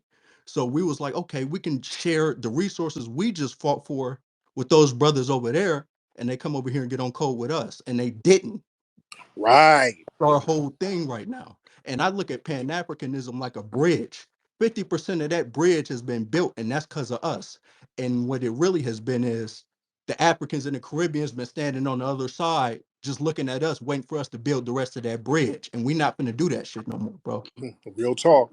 Man, good man, good information, man. Yeah, like that woman said. Yeah, y'all stop centering African Americans in all the movements. It's like, okay, yeah, we're tired of black Americans, foundational black Americans, being the face of blackness because we are globally. We are. Let's stop bullshitting. We are the face of blackness because we're the ones who made blackness something to be proud of. All of these other people were, and still are, very tribal. They weren't on no global black thing. We're the ones that made global blackness a cool thing. None of these other groups did that. Let's just be real. Y'all remember back in the 90s, really, you talk to folks from Africa and the Caribbean, I would hear girls say this all the time. Oh, I'm not black, I'm Jamaican. I'm not black, I'm Haitian. I'm not black, I'm Nigerian. I would hear that all the time. Blackness was an other to them. Yeah, we've heard it. We're not making this up when we say this. Because now they say, no, I know we all black. Y'all weren't saying that back in the day. Blackness was an other, and we would look at that as strange. They would like, you black and you just black. What? We would be confused by that. Y'all remember back in the 90s, we would hear y'all know y'all heard that back in the day. They would be on that big time. Hell, going into the 2000s. Or they'll be like, well, I'm black and Ethiopian. Huh? Huh? So that confused us for a minute because we as foundational black Americans, we just made we're all black. We look at it like that. Other folks didn't look at it like that. To them, blackness was an other. That's why when white supremacists say the N-word, the tethers will be around them kakan and kikin because the tethers are like, well, they're talking about them. They ain't talking about me. That's why that chaotic truth guy, we were getting on his case because he was up there in a room with a bunch of white supremacists calling him the N-word. And he's up there kakan and kikin. He's like, well, they're talking about those guys. They're mistaking me for them. We better understand the mindset of these people. Hellfighter. Hop on, Hellfighter. Wait, let me get you in here. Hold on, Hellfighter. Let me get you in here. Hellfighter, let me get you in here. Go ahead, Hellfighter. Hi, thanks, Tariq, for passing me the mic. One, thank you for this year's reparations rally in DC. I was there. I had the "They're Not Like Us" sign, so thanks for the picture. I don't know if you remember it, but thank you. I thought that was kind of lit. But what Okay. I want to tell you, I am here on the ground in Detroit, and I'm not sure if you're familiar with the Detroit ID. Okay, um, a Detroit ID has absolutely zero benefit to Detroit residents, absolutely nothing. But if you are new to this country, you can get an ID and get a bank loan, get a bank account, get a apartment. You Mm, can start applying for all kinds of things. And what you're doing is also establishing residency here in the city of Detroit. So I'm not sure if you knew about the Detroit ID. I've been seeing these signs along the highways, and it's just been giving me a red flag. So tonight, I went to an event that was held by Bridge Detroit, and it was actually promoted and geared towards immigrants slash migrants. And mm. so myself, along with some other grassroots Black Americans, went to this event tonight, and so we got a lot of information. There is a space that is taking place tomorrow at I think like 7:30. There's a guy named Malachi from Bridge Detroit and another gentleman who are holding the space, and they're kind of talking about some other things. But Dugan needs to be arrested. I'm gonna just say that. There is a report. There are two reports that came out through the University of Michigan and Columbia University that were presented by the task force this month, the first Saturday, that are very trash. But yeah, so the next meeting is in December. November. They'll have another one in December. I'm not sure what's going to take place next year, but I just want to raise a flag about these Detroit IDs because it is no good. And And thank you so much, beloved. Let me land your plane, okay? Because it's all over the place, and I'm getting kind of lost a little bit. But thank you so much, dear. We'll look into that. Okay. Apia. Okay, speaking of tether. Apia, Tariq, what's going on, Apia? nothing much. Let me ask you this question. Go ahead. Before they called you black, they called you Negro, right? They used to call you Negro first, right? They called you Just colored, and then they not started before calling black. you black. Not before black. No, they didn't. And colored came later. They didn't call us colored Okay, before that. okay, okay. Guess what? My blackness was given to me by my ancestors, not a white man. Who gave you your Okay, must? listen, Who, listen, listen to me. who made you musty? Did you have musty ancestors? Go ahead. Apia, go ahead, sir. Alpia, Yeah, unmute it was double mute. right. Okay, let me make you point. All right, my blackness was defined and handed over to me by my ancestors. It may be different from yours. All right, my blackness is in my local language. So when we speak our local language, we call ourselves black. What's your local language, Apia? Okay, I'm a Fanti. Right. Now, And the uh, Fandi, you guys speak a language that has a lot of Arabic loan words, sir. So did the Arabs help you with your culture? absolutely not. Mm-hmm. I don't know what you understand by Fanti. You don't understand anything. And you see the Ghana flag? The Ghana flag has a black star in there. The Mm-hmm. black star in there represents us. That's the essence of the black star. Okay? So when we talk of blackness, and the Ghana national team is called the Black Stars, which was founded in 1923, even before they called you black. So don't come out here swinging like you the definition of blackness. You don't and you ain't. And So a are you the recognized, definition? Are y'all the definition of blackness in Ghana? of course, Africa is the definition of what black is. The name your Ghanaian icon that's revered worldwide for their black activism. Name them. Okay, first of all, when you hear Dr. Kwame Nkrumah, you bow down. Uh-huh. Kwame Okay? Nkrumah was a No, no, no, no, writer no. Listen to me. who was educated here. But go ahead. Listen to me. When you hear Dr. Kwame Nkrumah, you bow down. All right? Mm-hmm. There's Mm-hmm. no black person. He was voted the black man of the millennium. Check. The world knows him. Ask Dr. Because of us, because of us, because Because of of us. But go who? ahead. Because Because of of who? us. You know who he is? Yeah, I know who Kwame Nkrumah is. Okay. Because of you, what did you do? Yeah, we were the one who elevated him. Elevated who? Nkrumah. You must be out of your mind. Martin Luther Y'all King didn't called elevate him, him. listen. Martin Luther King called him his role model. So who are you? Don't compare apples with oranges. Who? Who Dude, in we Black America elevated can him. compare to Dr. Kwame Nkrumah? Are you serious? We elevated him. Not even 2%. You must be joking. You want Who more? elevated Kwame Nkrumah? What you mean? He Dude, gained independence for Ghana. Negro, Kwame Nkrumah came here and was educated to the He was U.S. Fool, to be educated. All right. yeah, It's me. with Listen, listen to us. me. He Listen, came listen. here. Listen to me. Listen to me. Kwame Kwame and Nkrumah, Nkrumah came here, dude, to get educated. What you of talking about? course, but Kwame Nkrumah came here to get educated. It doesn't mean Right. black That's where he Americans got brought the it here. game Brought him from. here.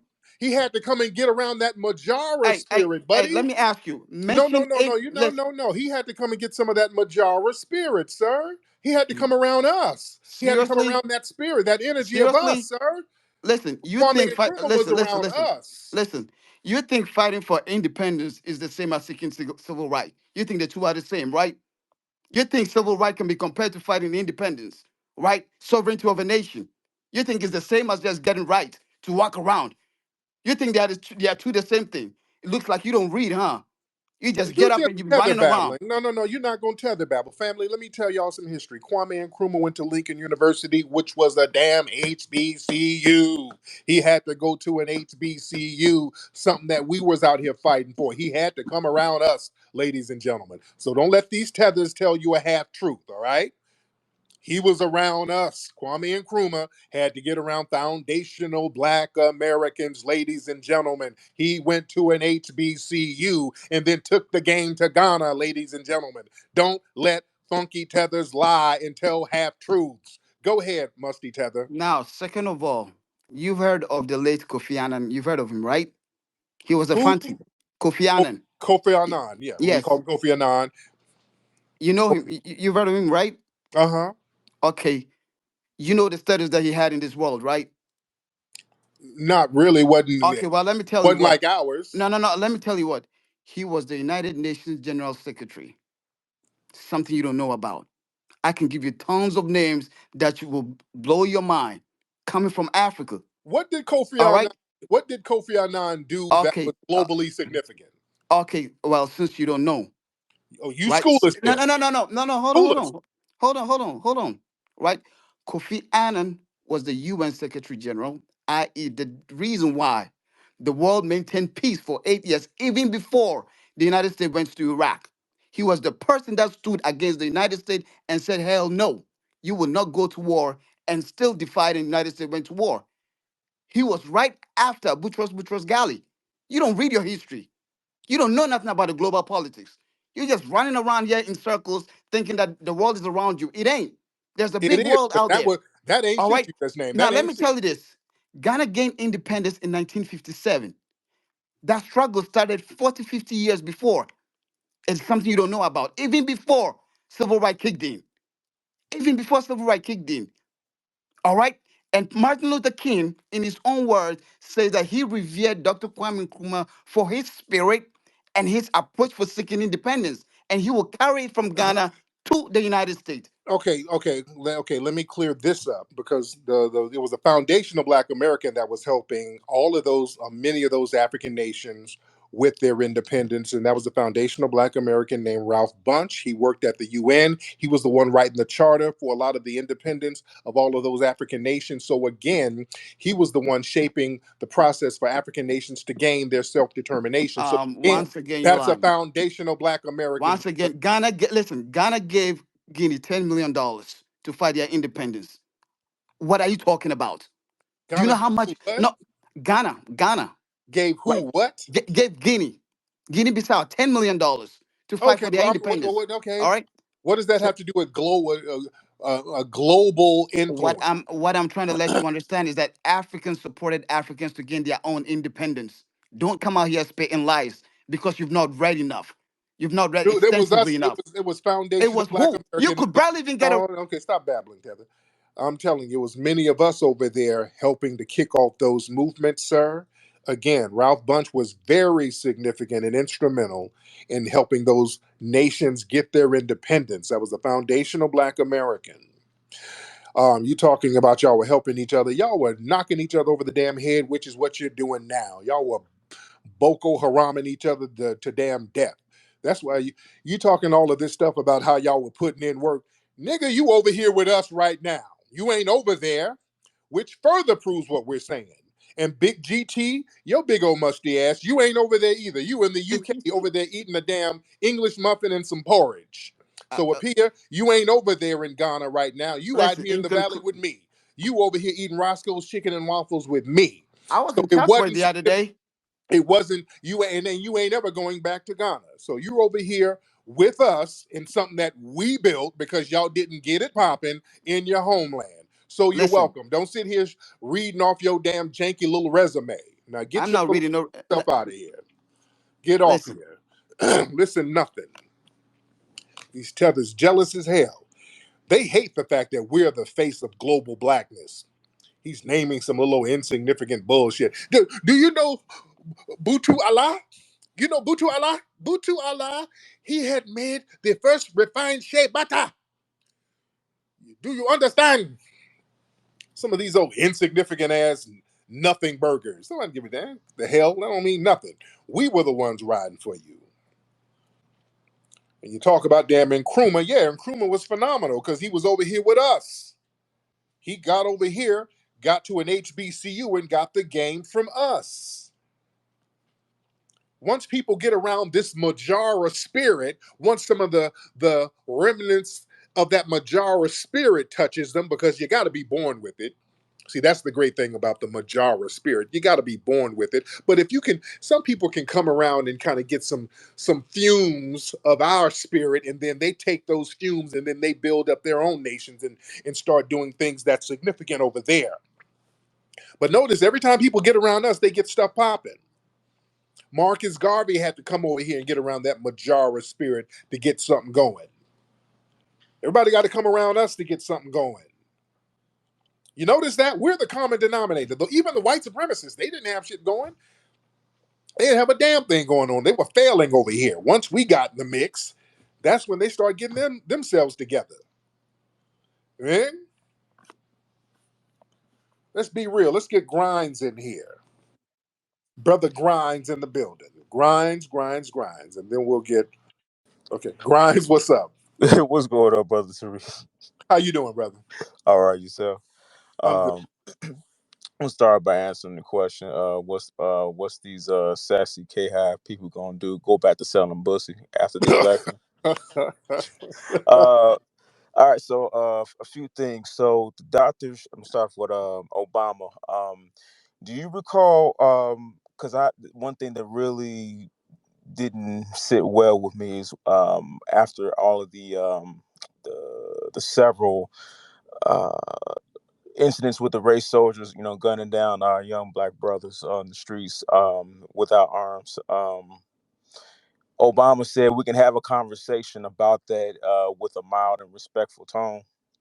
And I actually put a screenshot of that article in the Purple Pill so that people can see it. Okay. I have been trying to find it for years, and then I finally found it because he already signed that bill protecting the police that still hate us behind to this day for holding that Right. spot. Right. But to turn to us and wag his finger at us and say, check. You don't tell people this in fear of their life and having targets on their back to check their tone. Right. Right. Now to Dr. Shiva. I had respect for him for years because he's like a well-respected doctor in the medical industry, and he's called out some of the nonsense a few years ago. But I kind of began to tune out earlier this year, or maybe the end of some time last year, when he started saying stuff like, and I posted a receipt about that in the Purple Pill as well, where he was saying something to the effect of Trump being a house nigga for the Rothschilds. Mm. Also, just like, and people were like kind of like questioning me on me calling him out on that. I'm like, listen, the man is too intelligent to just resort to using that particular terminology. You can definitely use a better equation as far as to get your point out or whatever. If you see some things politically, he's also run for office, and he's called out some of the finesse that happened 4 years ago, and Yeah. basically called out how that's existed on both sides. Yeah. Also, I'm gonna land with this. Have you seen the Jill Stein ad, or the ad that the Democrats put out against Jill Stein? No, what was it about? Okay, so basically, you know how the Democratic talking points came last time, and they're using it again. Anything other than to vote for, the Democrats is to vote for Trump and all of that nonsense. And they're basically, it was kind of like a little minor little mini hit piece against Jill Stein because she's beginning to get a lot more of the black vote as well as the Muslim vote, especially in areas like Michigan. They're basically in fear because they know that Kamala and the Democrats are losing a lot of support, especially in certain swing states. Yeah, And Michigan. They're losing a lot of support in Michigan, from what I understand.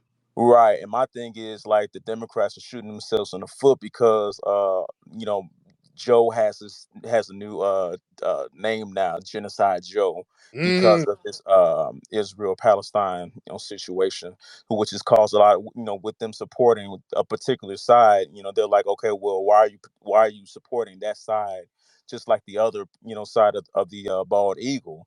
yeah, So because of that, they're losing a lot of support because of who they're kind of pandering to. So, but yeah, I have a receipt of that in the purple pill as well. good looking out, brother. Thank you so much. Look at Cyber Regina.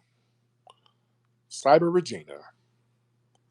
Hello, Tariq. This is the first time I've been able to catch you, Oh, so it's really a delight.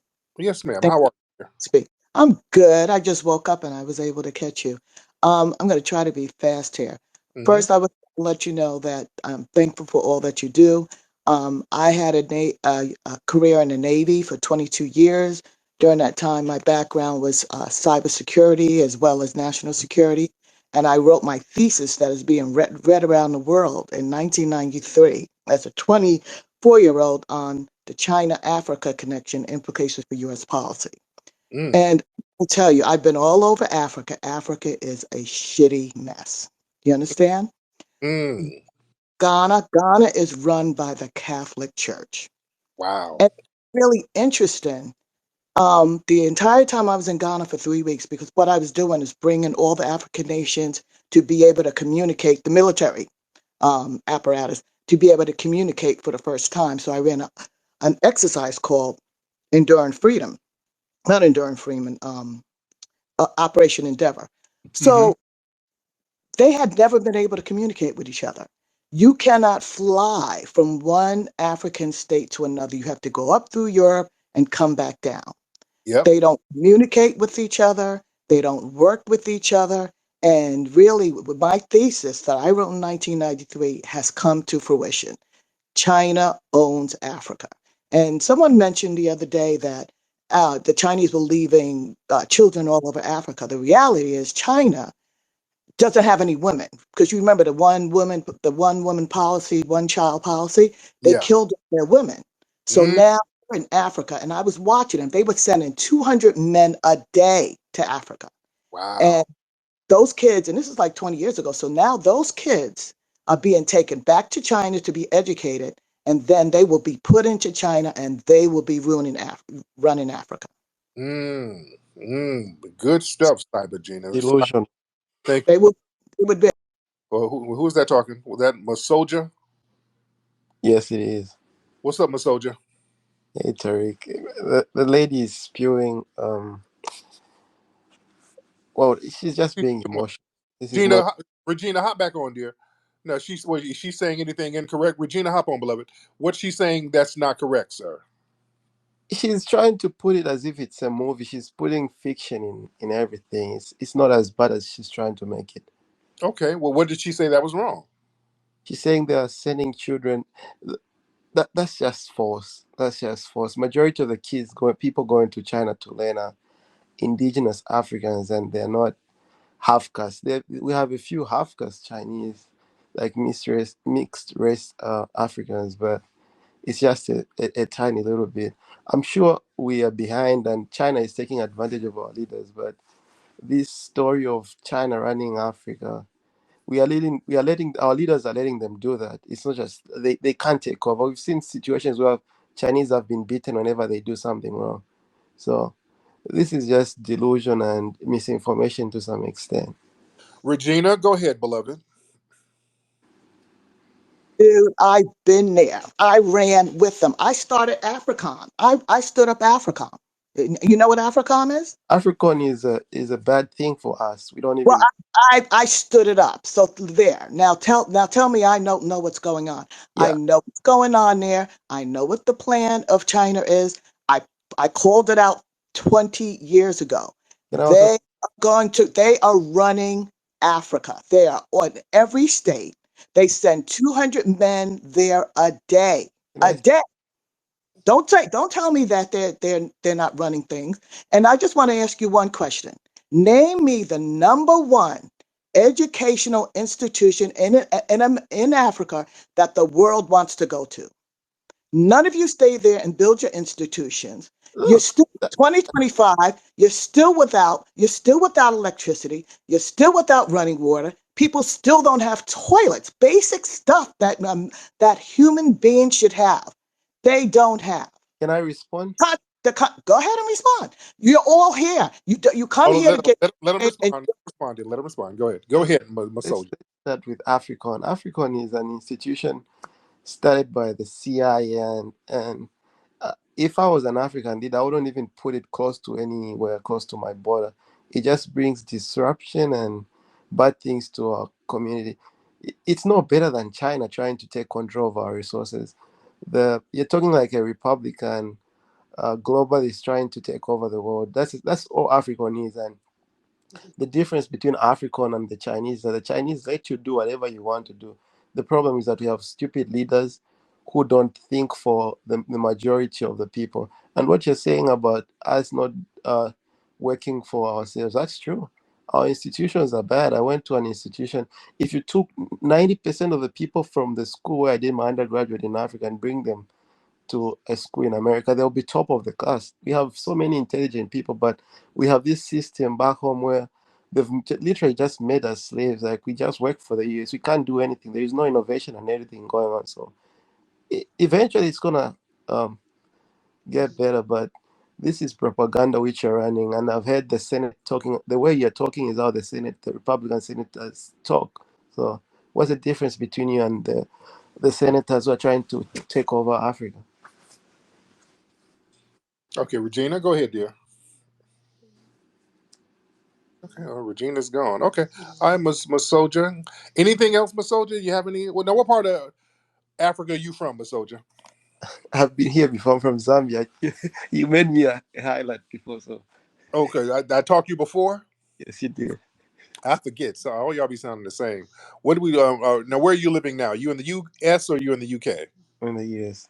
Okay. Well, where are you living out here? I mean, Seattle.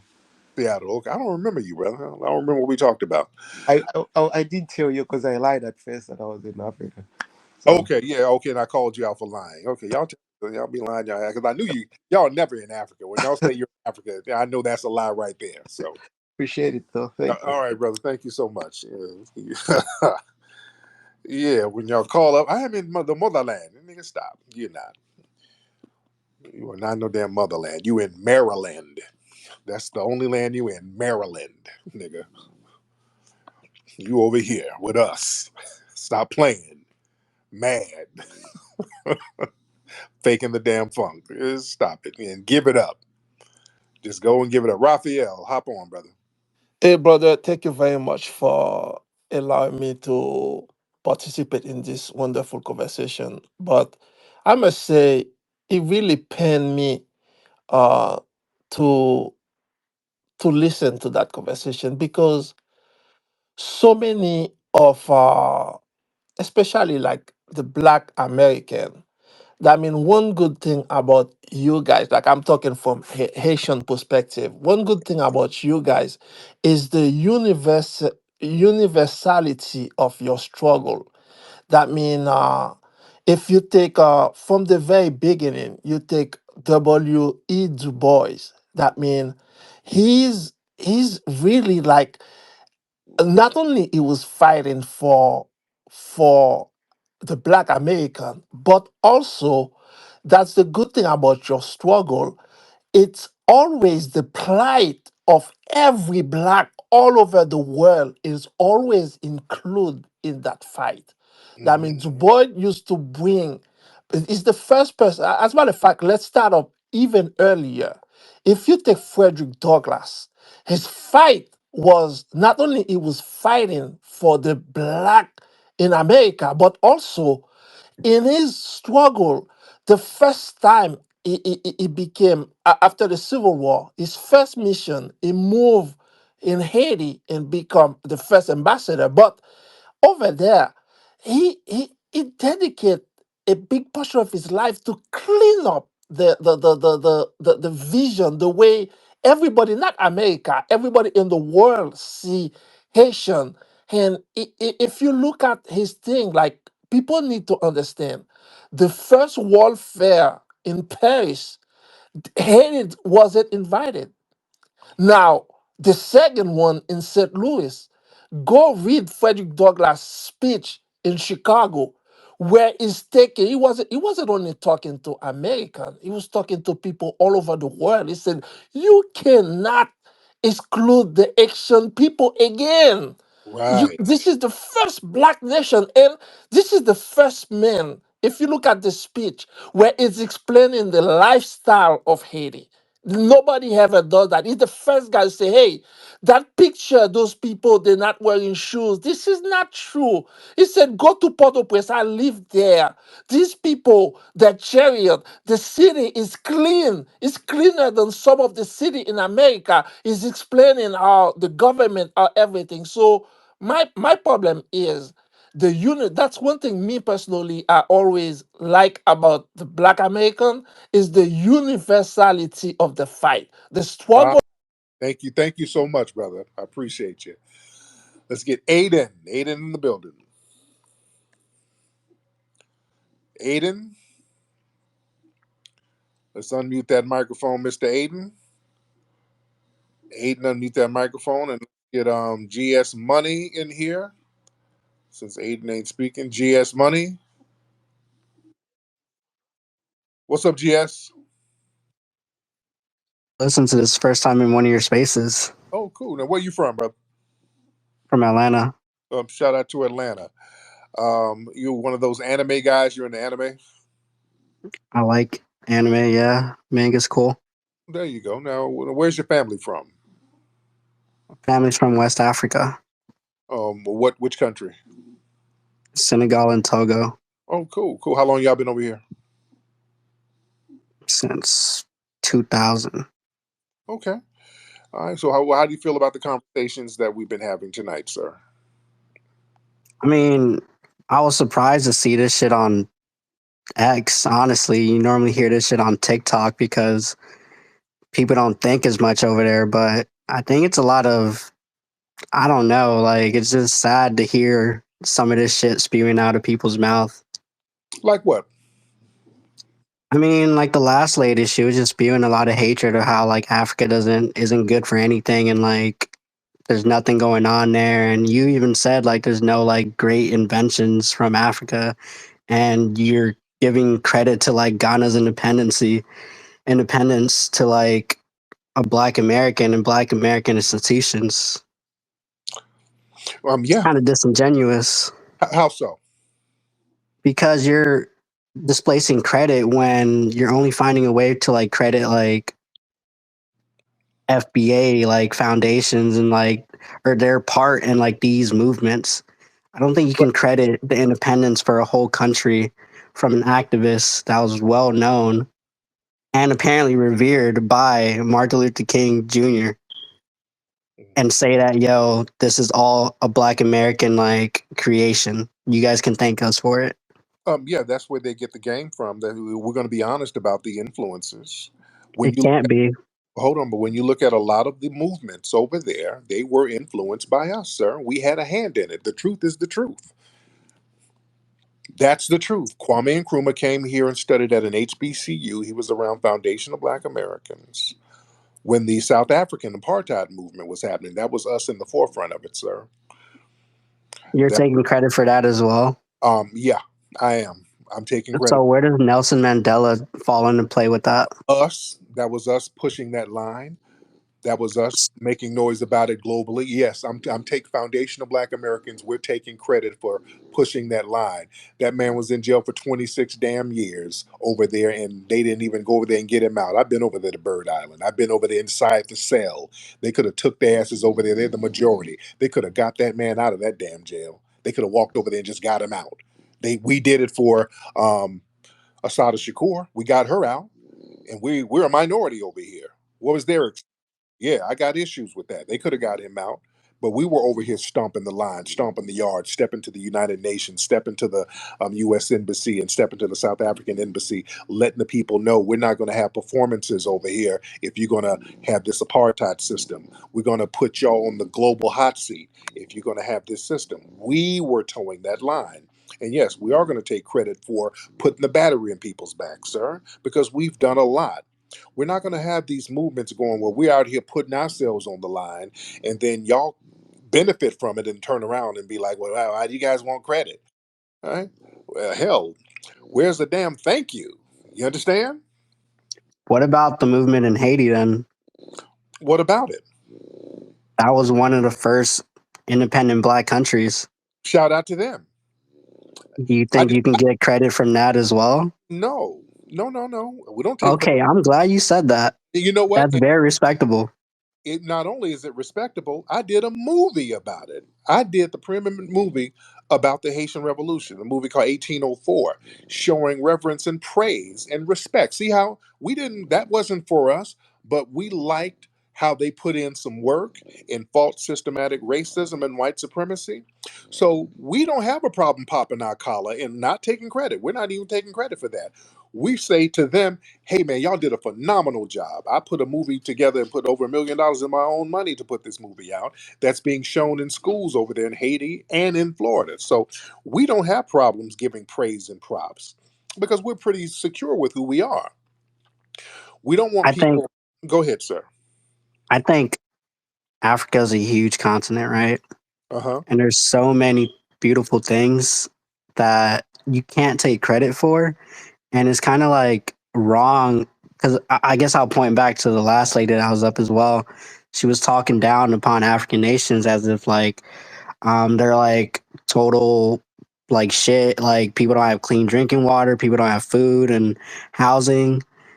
That may be true, but the same could be said about America. No, it And can't. it's yes, it No, can. Are you serious? no, no, no, brother.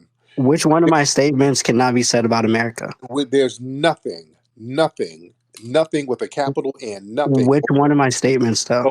I'm telling you, there's nothing. We as foundational Black Americans, we don't live nowhere near what's going on over there. We don't live in shanty towns. We don't do that, sir. There's nothing even remotely close or comparable, sir, at all. We don't live places where there's no running water. We don't. We don't live places where there's no toilets. We don't. We just don't live like that, sir. And that's not a dig on them. We understand the circumstances, but then y'all try to play this. Well, there's Crips and Bloods in L.A. and gangs in Chicago. Ain't the same. All right, that's a When we're read. talk when we're talking about like access to this stuff, just because the infrastructure surrounding these people is great in America, doesn't mean that problem doesn't exist. What does that mean? There's a lot of homeless people in America that don't have food, don't have a place to stay, don't have a running toilet, don't have access to clean water, and you can't just sit here and say that's not true. Yeah, there's a lot of homeless people. Yeah, they got access to a toilet. They just go to a public restroom. They got access to water. They just go somewhere and drink from a water fountain at a park, sir. So they have access to it. So yeah, there's temporary homelessness. That's different from just generational shanty towns. That ain't the same thing, sir. Homelessness is generally temporary, unless the person has some kind of mental illness. Hell, I I was mean, homeless, I'm but yeah, sorry for cutting you off. yeah. A lot of people were homeless at one point. That don't mean anything. That's temporary. That's not comparable to generations of just straight up and down shantytown style poverty. That's a whole different thing. And then we're not trying to say that to denigrate or minimize the people. But when you come from that, you can't have a non humble disposition towards people that help you and then say, well, yeah, y'all didn't really help us like you think you did. That's janky because we did help a lot of the movements over there globally. We've been the ones stomping the yard for Black people globally. We've been doing that, sir. Go ahead. You say shanty towns and everything, just because you put it under a different name doesn't mean the same thing can't be found here. There's a lot of generational families stuck in poverty and Section 8 housing in America all throughout. That ain't no damn shanty town. Just because you call it something different doesn't mean it's not the same ghetto. No, it ain't the same, sir. We don't live like that. Foundational Black Americans, we have never lived like that. We've never lived in shanty towns. So We've never lived like that, sir. We've never lived like that. There's no so comparison. what's the difference between a shanty town and a really rundown Section 8 apartment? Most Section 8 apartments are not run down, sir. They're not. Even housing projects ain't really run down. They're not. Ain't nobody defecating in buckets and peeing in rivers and bathing in streams. Nobody's living like that. It's just not the truth. There's no comparison, sir. There's zero comparison. I mean, look, the There, stream shit, sir, look, sir. I would be willing to like I would be more open to like bathe in a river and shit like that if I was surrounded by it. But when you're saying that this level of poverty is different It is. versus this, it is. But what you're saying is that you guys, it's almost coming off as like you're saying you're not like talking in a condescending tone about it, but it really does come off that way because when you guys No, talk because what about like I the understand. innovations and like how you have done so much work around the world, it's almost like that savior complex, like, a casual, like extreme white liberal would say and like feel guilty for other people being racist or some shit. You guys have like a savior complex that makes you think that like, yeah, I did so well. I'm doing so good that you guys should just kiss my ass for it, you know? That's jealousy. That's jealousy, man. And that's the same tribalistic jealousy that has those countries over there in shantytown, sir. That's the same tribalistic jealousy. Instead of saying, hey, let's go over here and build, it's like, you ain't better than me just because I had to flee. That's your own insecurities talking, sir. Because you're It's talking, not. yeah, sir, you're over here. You ain't over there. And that's proof enough of what I'm saying is true. You're over here in what we built. You're in Atlanta, all right, in a Black American city, foundational Black American city family. And the reason why you're able to come to Atlanta is because of the 14th Amendment, that It's not foundational. true. What's not true? It's not true. It's not the reason why I was able to come over here or Oh, allowed to. oh, really? The 14th Amendment wasn't, that ain't true? It's not. So being, Why is that true? it's true because, sir, it was the 14th Amendment that allowed people like you citizenship here, sir. So allowed citizenship, not allowed to come here. Yeah, sir, you would have to get citizenship to come So here. there's a lot of other paths towards citizenship versus just like getting it granted. You know what I mean? Like you're Sir, saying like it's a legal entry. There's other ways to do so. no, not if you don't have no damn citizenship, not if you're not allowed. And The for years, 14th Amendment didn't allow refugees to come over. no, no, it Exactly. allowed people to have birthright citizenship to come over here. And it allowed equal protection. It allowed other non-white people to come over here. It's, That doesn't allow people to come over here. That just says they have the right. that's the same thing. What That you're saying that just because the 14th Amendment was enacted, that all of this immigration was allowed to happen. yes, It's yes. not true. You saying it's not true doesn't negate what I'm saying, sir. You can't come over here and be a citizen without a law granting citizenship. And they didn't have citizenship laws for non-white people until foundational Black Americans made that happen on a grassroots level, sir. Equal protection and birthright citizenship under the law. That was us doing that. So I have a question. What Yeah, do you you sitting up here, nah, that's not going to negate the truth, sir. Also, the civil rights laws, we help you get that. And let's go back to Atlanta. Speaking of Atlanta, they tried to turn Atlanta to a sundown town. They tried to run all the black people out of Atlanta. We had to stand up and fight white supremacists. Around 1910, I think there was a big race riot up there. They tried to run all the black people out. The black people had their guns and shot at the cops and shot at the white supremacists and stood on business and made sure that black people didn't get run out of Atlanta. Sir, you are there because of us. In the 1960s, we were the ones fighting for the civil rights movement and to remove the racial quotas with the immigration. So you are allowed to come over here in so many different ways because of foundational Black Americans, sir. So you can be here in denial all day, but you better thank a union member, and that union member is a foundational Black American, sir. Right? I feel you, but hey, we all can't agree on things. But there were a lot of there's involvement from Africans in the civil right, not and yeah, in the civil rights movement and the Black Panther Party and everything like that. So just like using your logic, you guys can thank Africans for helping you guys get your independence How and so? your rights. Please tell me how so. Because Because we were a part of the movement, we helped. We were there's a lot of Africans in the Black Panther Party. There's a lot of people fighting with African lineage so how'd you for help civil us? rights. How'd you help us? And you over there coming here. How did you help us? And you couldn't even get here until we got you here. So how'd you help us? That makes no So sense. how are people in the Black Panther Party have African lineage?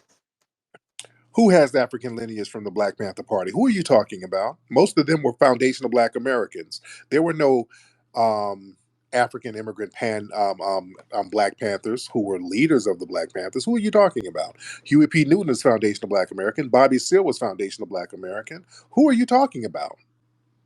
There were people that were a part of it, though, right? Just because they weren't in the lead doesn't mean they weren't a part of it. I'm saying this because using your logic for you accrediting all of that work and anything that happened in Africa or like other Black nations around the Well, world, okay, but you can say this. You can use the same who are argument with this right here. who then? Okay, who are the African Black Panthers then? I don't know. I haven't looked it up. You just made it up No, because I mean, are you telling me there were no Africans in the Black Panther Party? I don't know any. I haven't heard of any, and because there weren't too many Africans over here like that. And So you also, can't deny it though. So no, you no, no, can't just call me but cap. You know what I mean? you can't make up something and be like, okay, it probably was, and you can't name them. You're just making up stuff, sir. What you're doing is Would you called. give me a second to look it up? So basically, you want to lie and make up something, and then try to verify it if to see if you made it up. No, I'm not lying. I know for sure that there were Africans in the Black Panther Party. Where here in America, you can't name them, sir, because Africans weren't over here in large numbers at all. And also the ones here, they weren't going to get in no radical movements. So yeah, I don't know what you're talking about, sir. I don't know what you're talking about. You're saying stuff. Now we were over there helping people in Africa. We were over there doing some things. See, this is the problem. See, this is the problem, young man. A lot of y'all have that lying mentality where y'all come over and just be saying stuff. And that's the same thing that got y'all tripped up back home. And then y'all want to bring that same capping, lying disposition over here. And then we call it out. And then y'all say, oh, you guys are being xenophobic towards me. See, you don't want to do the lying tether thing. You don't want to be a stereotype. You understand? Nobody said anything about that. But But you're okay, lying. You're just saying stuff. You're just kind of saying stuff. And you no. Okay, so I have one last question. Thank you for having this conversation with me. By the way, right. Go ahead. And maybe one more question for you, by the way. Your family's from Senegal, right? Senegal and Togo. Yes. How do you feel about Akon, your fellow Senegalese brother, and his Akon city that they've been talking about forever? How you feel about that? I mean, I haven't looked at any information on it in a minute, but I know he's been talking about it for over a decade. Right. Okay. But go ahead. What's your last question, brother? Do you have a point with that or what? No, I just wanted to know if what y'all think about some of your I would say icon. Is that one of your Senegalese icons? If I could I mean, use that. he's an international star. Yeah. Yeah. It's Yeah. pretty big. Yeah. Yeah. He came over and kind of did what Foundation of Black Americans was doing. He didn't, but yeah, but you don't like me to say that these people were influenced by us, which is the You can truth. do that all you want. It doesn't make it true though. But Okay, I do have one last question though, if you don't mind. hold on. No, you saying it's not true? Let's go back to Akon. What's not true? What did he do that was Senegalese style that got him his international notoriety? What's the Senegalese songs he made? I was mainly talking to the point that you're saying that you guys can get credit for all the great change in the world in Black nations. Just because you say it doesn't mean it's true. But the results are saying it, sir. I'm talking about results. You're just saying I'm a tether and I say so. That's your whole argument. I'm Just because you went over there and helped build a well doesn't mean you change the whole infrastructure of Africa. You know nobody what said I mean? Like just because you helped straw man. do something doesn't mean you can take majority of the credit. Nobody said that. That's straw man. You just made up a You straw man you argument. did you did take the No, majority of the credit though. no, that's a straw man argument. I didn't say nothing about building a well. See, yeah, you're being That deceptive. was an example. It wasn't being deceptive. You just got to turn on your thinking cap. No, you can't be deceptive. See, the same lying. Exactly. I can't be deceptive. I wasn't being deceptive. The word deceptive. So you're being a stereotype. Now, what was the last question you had, sir? Go ahead.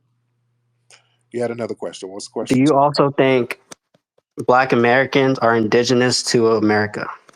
Many of us, we have indigenous lineage. There were black people already here. This has been just completely verified all across the board. There were already black people here. Do you believe that or do you think it's false? I mean, Black people were the first humans on the world in the world on Right. Earth. Of So course. yes, I would expect them to be everywhere. Absolutely. So yes, it's not a reach of logic to believe that they were here. We were I absolutely. do. Sorry for cutting you off, but I do think the part that is true that a lot of people do disagree on is that the migration out of Africa actually happened, and that's where it all originated. Yeah, I believe that. I believe that everybody came out of Africa. Really, you're not going to take credit for that one? No, I don't have to take credit for that. That's Crazy. That's a great thing about Africa, isn't it? It's like the what? seat of life, the motherland, as they all say. Mm-hmm. Mm-hmm. And what's popping now, the fatherland is here. Y'all over here with Black Daddy. We're Black Daddy. Y'all coming over here with us. So now that's what it is. And we're taking care of everybody. So We're trying to help you out because we got to take the credit for it. You know, you guys are having problems out here. You guys are stuck in between. Actually, we're I stuck won't in even go there, what huh? what problem do we having and what we're stuck in between. Now I gotta hear this. Go ahead and say that. What are we stuck You in between? might agree. A lot of Black American, not even Black American, you can just say that about all Black people in America. They are somehow getting swindled by a liar named Kamala Harris. Okay, yeah, well, the political conversations is whatever. That's something different.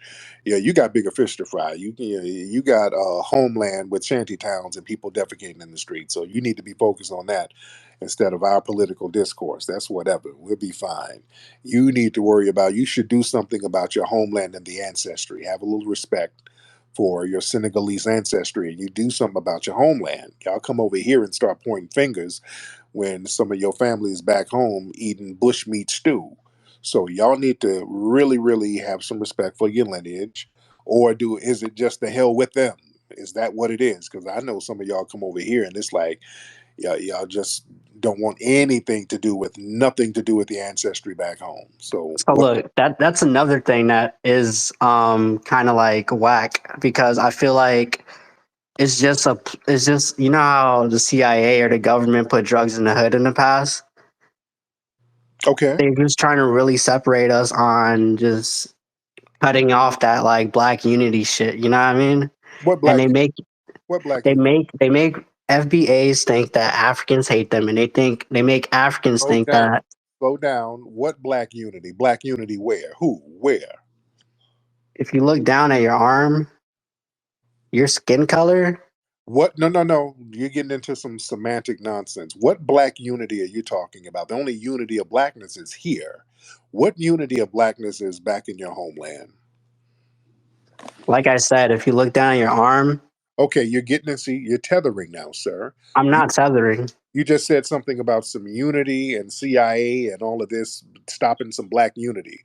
What CIA, what are they stopping exactly? Explain, please. They're making us think that we should be against each other, and it's obviously working because you got a What's space full of what, 1,500 people listening to this so rhetoric. the CIA is stopping all of that progress in your shanty towns? What? No, I'm talking about all around. The more What you have this around? conversation, the less we are all united. Don't you think? Not united. You're not united in your homeland. You're united to the border to get the hell out of there. Is the CIA busting that up? What are you talking about? You brought up some CIA stopping some unity, but you're not telling I me mean, what I wasn't even talking about that specifically, but if we're well, talking about, no, unity. What no, unity? let me explain what I'm saying. Okay. If And you're talking about the CIA breaking up unity, slow down. I don't want you to get into semantics. You said the CIA is stopping some black unity. They don't want us to get together. Get together where? Where are they getting together in your homeland? Go ahead. everywhere. They don't want us to get together anywhere. That's why they're murdering With black all the leaders in with, Africa. with all the tribes, the CIA started all those centuries old tribal wars that's still going on. Who do you CIA think are assassinating these world the leaders in CIA Africa? the CIA is only a few decades old. Those tribal wars have been going on for centuries. What are you talking about, sir? Who do you think is dismantling all the power structure in Africa? But my point is, there's no way you can say that the CIA isn't planting these little drugs in the hood to make you think that you hate Africans and What Africans hate you. what drugs in the hood? What drugs that make us hate Africans? What drug hate what drugs are you talking about? Now this is I'm using a familiar example because like we both agree, the government did put drugs in the hood to dismantle the power structure in the black communities, you- right? you're just saying random words. You're not really saying anything that Is makes sense. that not true? No, you're saying random shit that don't make no sense. You're not saying anything. No, what you're saying. Okay, You let me rephrase this. okay? No, you're talking about drugs that make you hate Africa. You're trying to figure out some horse crap to say. You're just saying stuff, sir. You don't want to be a stereotype, sir. You want to talk about unity. There's what 20 different tribes in your homeland. In Senegal alone, there's 20 different what 20 different ethnic groups. That's what I can count. Which ethnic group are y'all from over there? By the way, what's your family's ethnic group? By the way, brother. I'm not sure. What's yours? Foundation of Black American. That's my ethnic group, and I've been standing here on business for centuries. What's yours? Go ahead, brother. What's your ethnic group in Senegal? I just told you I don't know the exact name. Damn, brother. Oh goodness, brother. You don't know you don't talk to your mom and dad. They didn't tell you. It's like the hell with the I ethnic. mean, claiming full Black American as an ethnic group is that's kind of as lost. You know what I mean? How so? Because you don't know where the lineage started. It started here. You don't know that. I'm 100% sure it started here. How do I'm you know that? because my family has been here for centuries. We have documents. I can trace my lineage back on paper How far? to the 1700s, sir. On paper, That's it. which means that's it. What's your birth certificate? That's it. Yeah, I can probably go back deeper than that, but what's your lineage, Why sir? haven't you? I don't need to. I already know that Why not? because I'm already a foundational Black American in my Oh, home. so you've already found the answer you want to see, so you've I'm, already accepted it. What I'm, if you went I'm a further and it was actually based in the motherland? yeah, everybody came from the motherland at one point, sir. Everybody. It's inconsequential. But what I'm saying is that what if in the 1600s that lineage came from Africa? Do you have a problem with that? What if a flying saucer came down and gave you some deodorant because you were extra musty? There's a lot of whataboutisms. That's inconsequential, sir. Well, mine is actually plausible. Yours is Well, not at all. So, you don't could you even answer the question? no, it's not plausible. You don't even know what your tribal group is, sir. You don't even know what ethnic group you came from, sir. Bro, you just told me you can trace it back to I, 1700 only. you I don't just even gave you a know what scenario you saying don't that even if know what 1600 you came don't, up, sir. I know what my ethnic group is. Foundational Black American. That is my ethnic group. We've been here since the beginning of this country. I come from an old ethnic group. Foundational Black American, sir. My family so built what happened actually? my family built the nation, sir. Why don't you know your lineage, sir? You don't No, know. but what happened? No, no. What happened to you, sir? You fled. We know I what didn't happened. flee anywhere. Yes, you did. You fled, sir. You don't No, I even. didn't. Yes, you did. No, I didn't. You ain't in Senegal, I wasn't there. right? What I said though, like what happened though? Yeah, you fled. No, no, I'm saying but what happened with your You fled. lineage here? Nothing. I'm still here. You You fled. guys, this is your country, No, right? no, And no. you built it You up. fled. Why did it get taken You away? We're in global white supremacy. We're still here. We're still Ah, on so the the planet. global white supremacists Right. beat you. Like they did you in Senegal. That's why you No, fled. no, no, no, no. Right. My ancestors were not slaves. If we want to talk They about were. shit like that, Yes, I'm they were. just Yes, saying, they like were. they didn't beat Yes, they were. they didn't Colonization beat is mine. slavery. Colonization is slavery. It's worse. White Colonization is supremacists did not. no, colonization is slavery, sir. It's worse. They colonize your mind. They whipped you on the back. They didn't And whip my ancestors on the back. Think about that one. oh, yes, they did. Oh, yes, they did. They whooped your asses up there in Senegal. Oh, yes, they did. And slaughtered you. And when you fought in the army for the French, they massacred some of those people who helped them fight. And they're still whooping ass over there now, sir. You're still getting enslaved and whooped on now. Now the Chinese over there whooping on you, sir. You don't want to go there talking about no whoopings. You still getting whooped on now. Chinese over there with sticks and switches whooping on you. We ain't getting whooped on, sir. We Yeah, we got don't want to talk we, about the. We don't sir, want to talk about sir, that. sir. You ain't over there for a reason, sir. There's a reason you ain't over there, my I brother. can tell we don't want to talk about this conversation. You can still feel Oh, that shit, huh? oh no, no. You ain't talking about it because you over here and you fled. I'm Ain't talking nobody about it. Let's talk about the ancestors in the yeah, story. You had this you the one country and you let it get taken over and and your you home, got enslaved. sir. Your homeland got taken over. You got colonized, sir. Bro, you're You got saying this is your homeland though. yeah, it And is. you're saying It's my homeland, sir.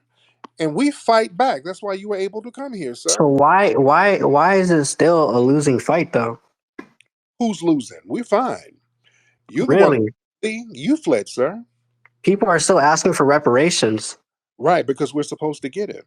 And by the way, Ah, and I you know thought what? you were good though. That And by the fight way, is still by the way, fighting. and by the way, listen. You know what?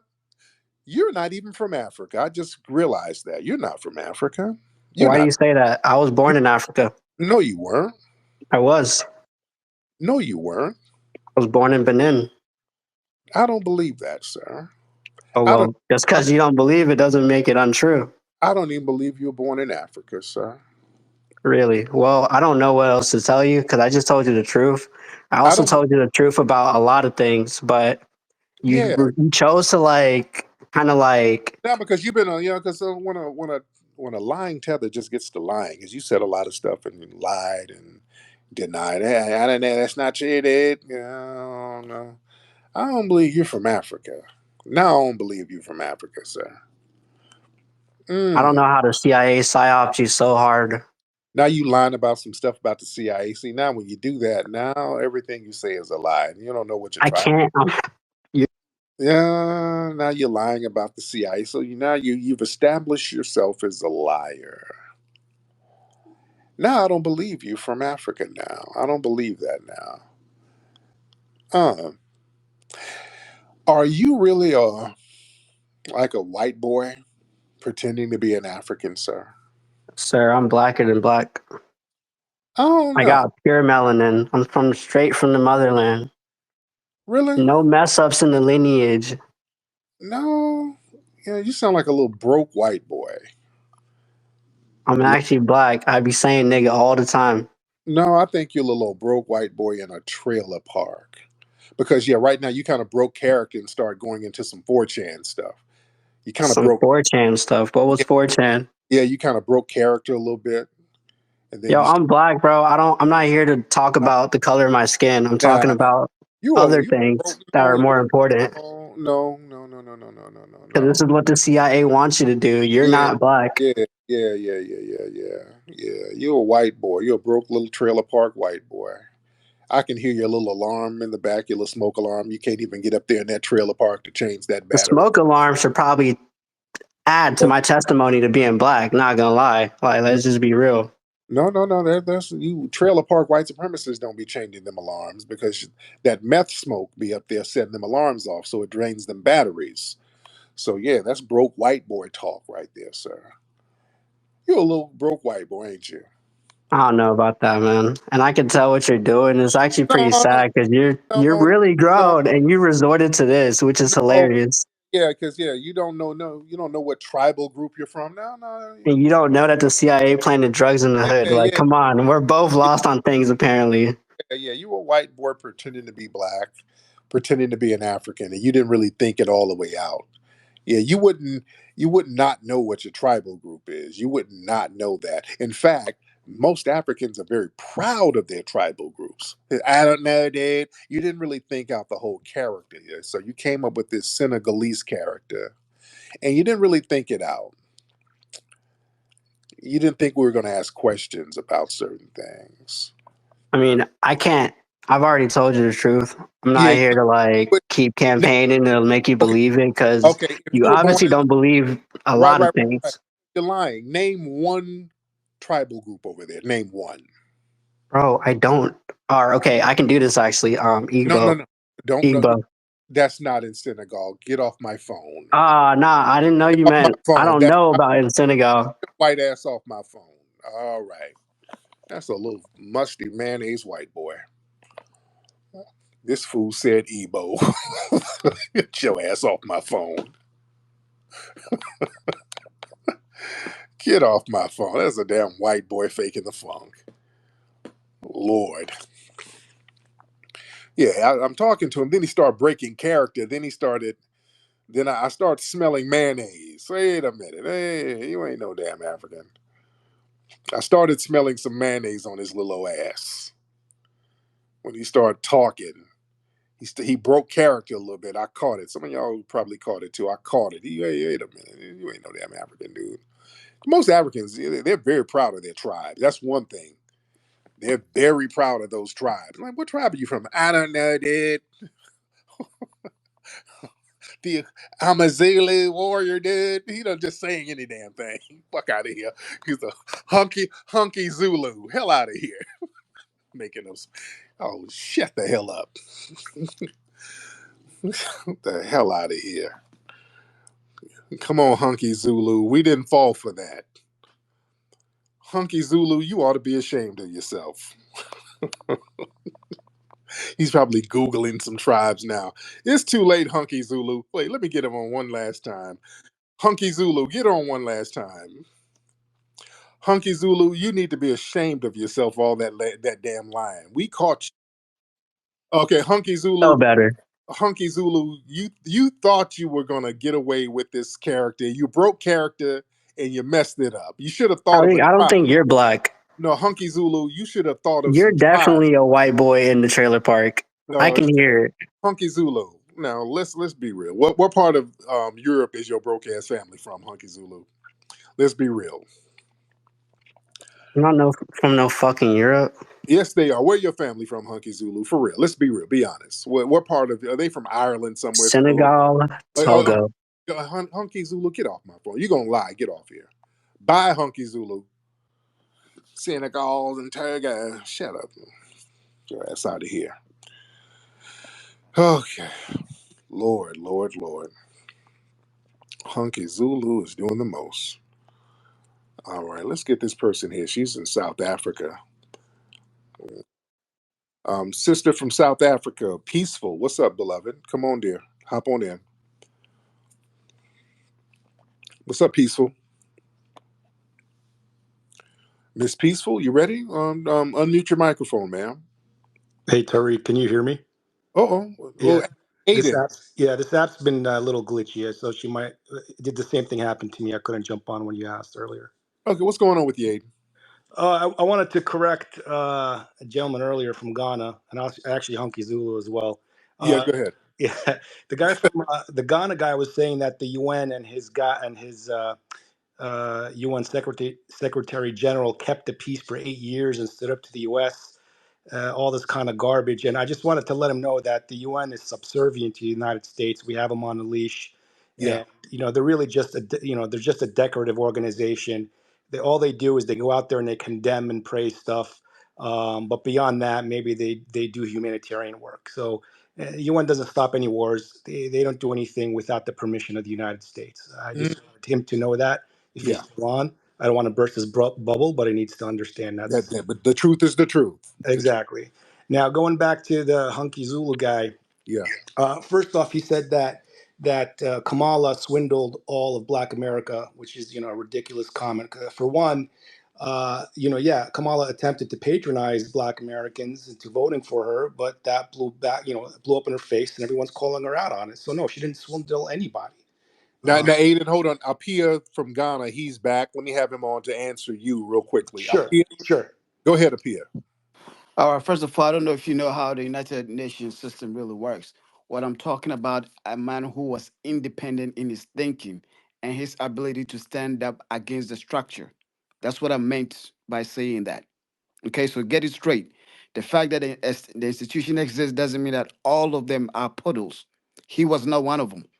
Indeed, he stood against the United States. And even when the United States didn't want him to become the Secretary General, by virtue of his own resume, qualified him because he was bilingual and could speak multiple languages. So don't confuse the two. All right? Don't Go confuse the ahead. two. Go ahead, Aiden. Oh, I'm very proud of him. I'm sure you guys are as well. Looks like the U.S. accepted his resume. You're welcome. But I want to get back to this kid now, the Kamala comment. But the second thing he mentioned about the CIA, he needs to be very specific. The CIA has been supplanting governments since the 1950s for political reasons, right? To make sure that we have friendly governments or friendly rulers in certain strategic locations, whether it's for geographic purposes or for resource purposes. So I don't know what this kid is trying to say when he brings up the CIA is killing people in Africa for I don't understand what reason. He was just reaching for some kind of talking point. Yeah, he's just saying a bunch of stuff like the CIA gave drugs to make people hate Africa.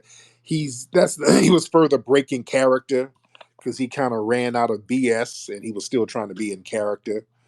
So yeah, he was just Hunky Zulu was just, and then he got into some low key trolling stuff. So that's why we figured out, okay, this is not no real African dude. Miss Peaceful, hop in. Good morning. Hi, Tariq. Thank you for allowing me to speak on a space. Yes, ma'am. How are you? I'm good, thank you. So I'm from South Africa.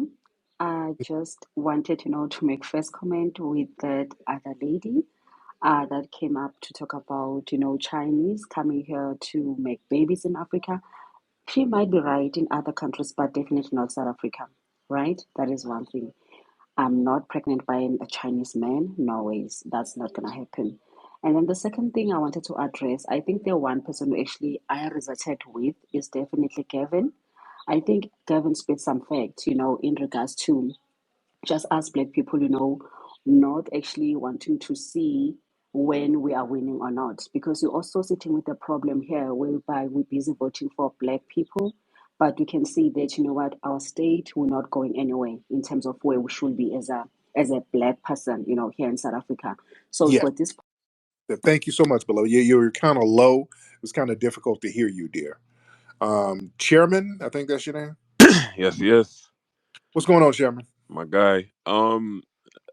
What you were saying about the apartheid part, I kind of wanted to add on to that. Um, I feel like you didn't mention the 400,000 Cubans that went over to Africa and were fighting in that, anti-colonial wars in South Africa, Guinea-Bissau, et cetera, et cetera. Yeah, Castro did send people over there. He sent Cubans, yeah. Mm-hmm.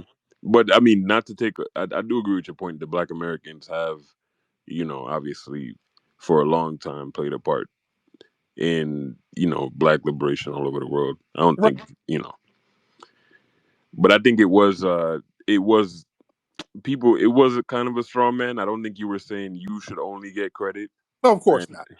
and then we all seen the Hidden Colors and the 1804. So I know you are aware of, other things that have happened. So Yeah. We're not trying to get 100% of the credit of anything, but no, but we were always very supportive, and we were having a hand in helping fight with independent movements all over the country, well, all over the world. I'm sorry. So yeah, we were very, very much present in a lot of these movements globally as foundational Black Americans. So that was the point. But again, Hunky Zulu, he was low key trolling. So average black. Average black. What's up, brother?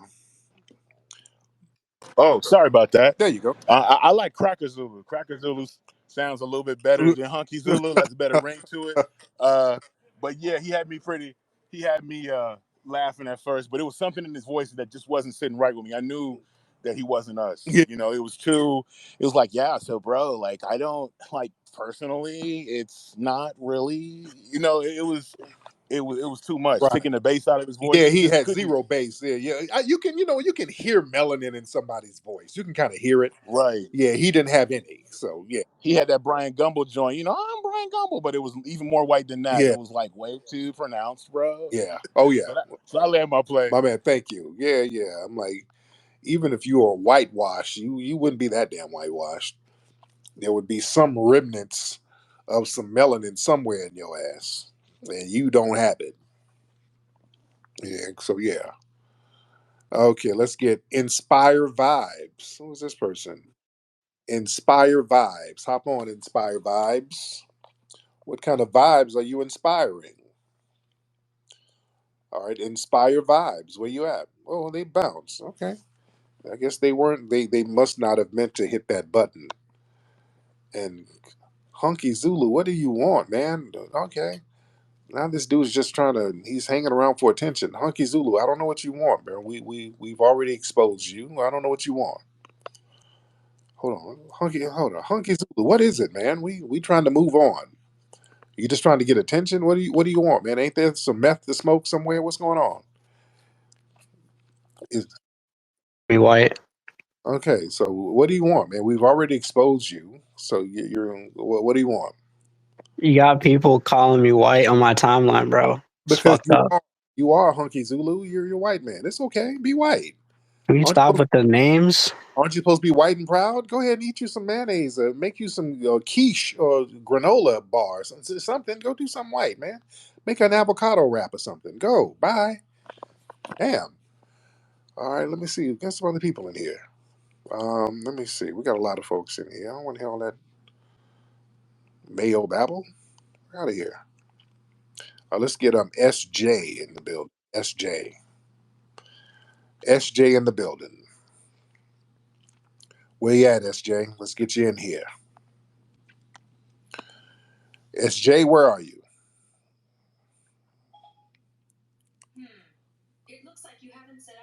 Okay, what the hell is that? Okay, why is my other iPad talking to me? I didn't. I'm not talking to you, iPad. Damn, the iPad just started talking to you randomly. Do y'all do that? Okay, will you shut the fuck up, lady? The iPad, I didn't prompt this thing to do anything. You're having a conversation, then your iPad just starts talking and saying shit to you, giving me random information that I didn't ask for. I'm we're talking beep. It only takes 3 hours to ship in a kilo of cocaine from Mexico. Like what? Don't be saying no shit like that. Hell, don't be saying no shit like that. You making the block hot. Saying that type of shit. Saying all types of random stuff. All right, SJ, are you here or do I need to get somebody else? SJ? SJ? Okay, SJ ain't saying nothing. Oh, let me get it. Apologies.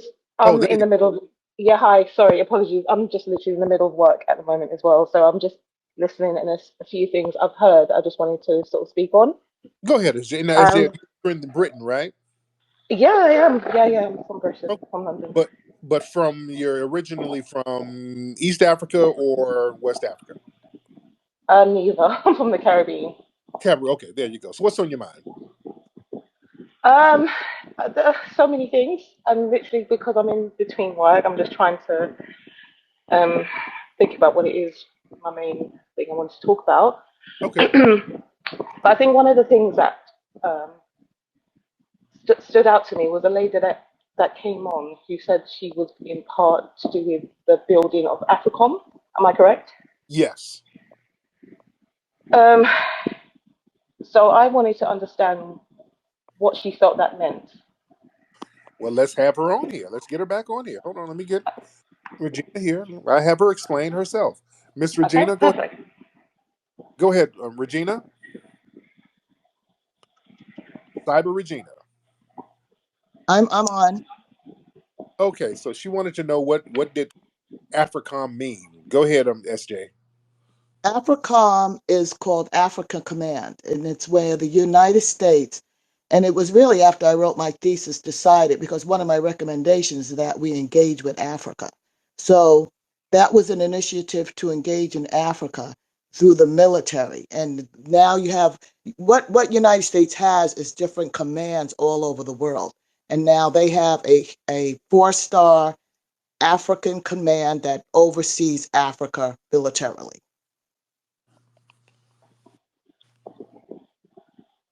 SJ? Hello? Yes. Did you hear her, SJ? I didn't hear a thing. I don't know what's God, going on. SJ, damn. That's Okay. not me. I didn't hear a thing. I just heard her say Okay. AFRICOM is SJ, African what did you want to Command. know? Because you ain't paying. SJ, did you want to know anything specific, ma'am? Yeah, I just wanted to know what she felt that meant. Just a very simple question. What does she feel AFRICOM means to Africa? What does AFRICOM mean to Africans? Okay. Yeah, What the initiative is to build I is to can't build, hear. to build up your military and to be able to communicate with all 53 of your countries in Africa. They cannot communicate with each other militarily. So if you were to have some kind of war in Africa, you can't communicate because you've never communicated with each other militarily. Just Mm. that's basic communications.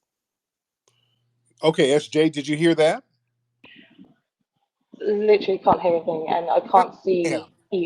even Okay. when the Okay, usual. SJ. Yeah, She yeah, said yeah. basically she wanted AFRICOM to help Africa be able to communicate with each other because they're not able to communicate with each other militarily. Right, okay. But from what I've heard from African people, they feel that they see it as a negative, and and also with CARICOM in the Caribbean, they see it as a negative. So she sees it as a plus, but they see it as a negative. Okay. Has she reconciled that aspect of it all? How do they see it as a negative? You would have to speak to them, but All right. I'm just trying to sort of understand the the the difference in the way in which she sees things and the way in which they see But she things. just explained it, ma'am. She explained it. She said that the AFRICOM was going to help them, Africa, No, no, to. that's what I understand. But I'm trying to understand the way in which she Good Lord. understands that. You too damn confused, man. Good Lord. Y'all be confused as hell, man. I don't know what you're talking about. You confused. You don't know what you're saying. You can't hear. Just ask backwards. We ain't about to repeat stuff. You don't know what's going on. You don't know.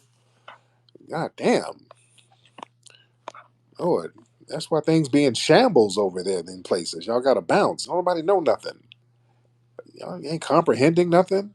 Be confused for no reason. What are you confused about? I just don't. I don't. What does that mean to her? Okay, what does that have to do with CARICOM? And what are you? You're just confused for no reason. We're not here to sit here and listen to confusion now. And y'all want to bring that confusion over here to us? Stop that! Come on now, get it together. This sister was very concise. She said, "Hey, this is initially I kind of put it together so that everybody can communicate militarily across the continent." All right, that makes sense. Okay, what's the counter argument? I don't know. I need to spot a T. Well, does that have anything to do with CARICOM? And what is this over there? I'm not understanding. I can't hear. How can I be homophobic? My bitch is gay. I'm just saying anything. Just saying any damn thing.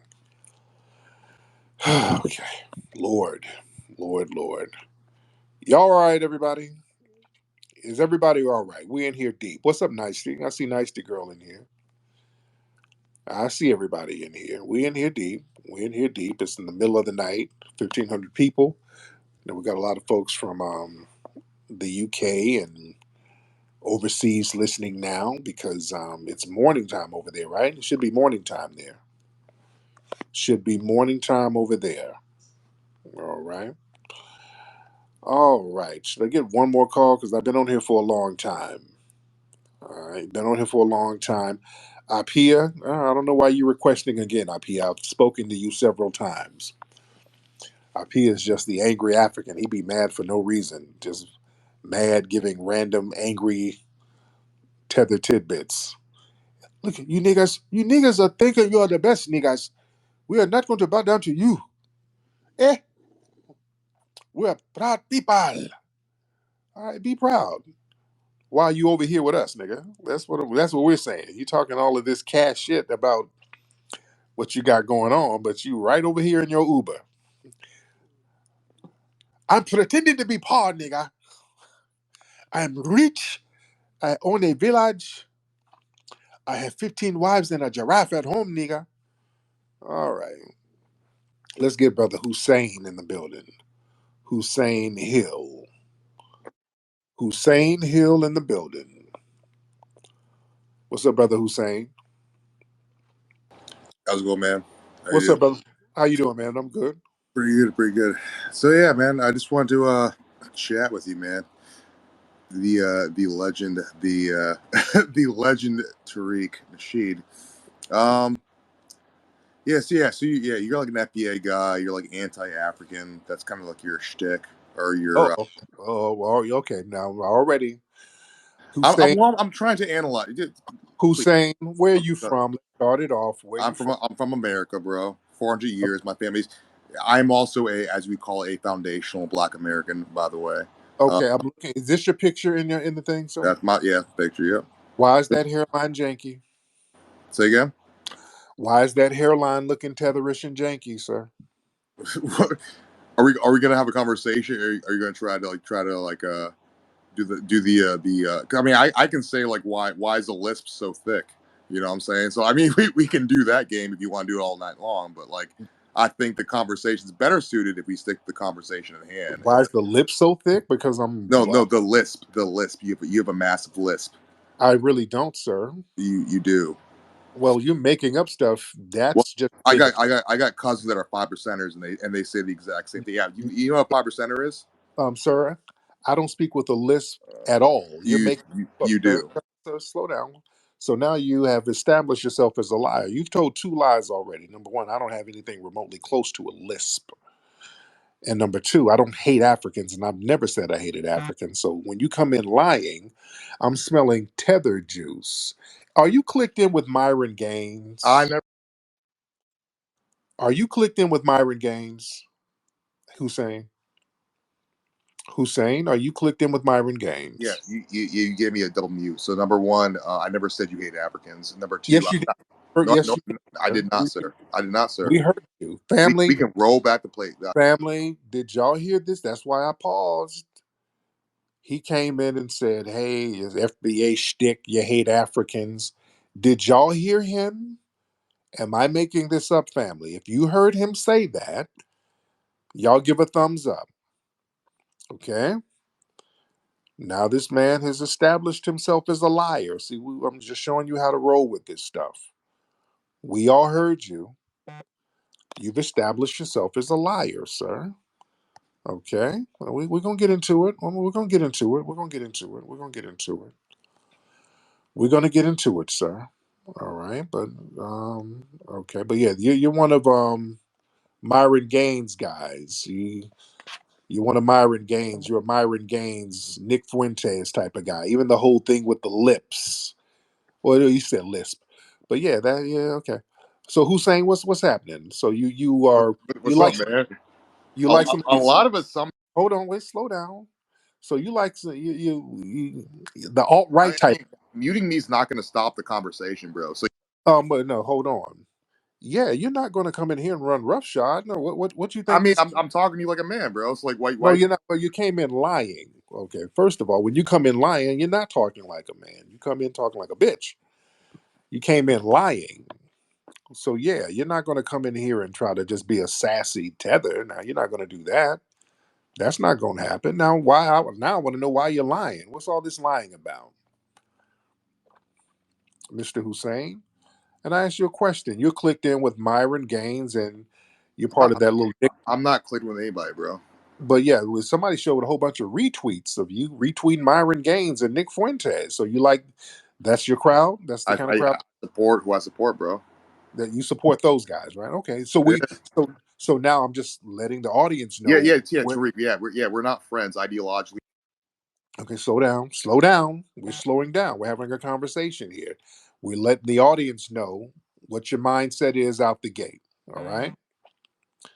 We're letting your mindset know what it is out the gate. And you're one of these people. It ain't white supremacy, it's Jewish supremacy. Are you one of them kind? We're just establishing who you are, first of all, so that the arguments won't be in bad faith. We'll know where you're coming from. So, white supremacy is not a problem, but it's really Jewish supremacy, right? According to you, right? That's a straw man, sir.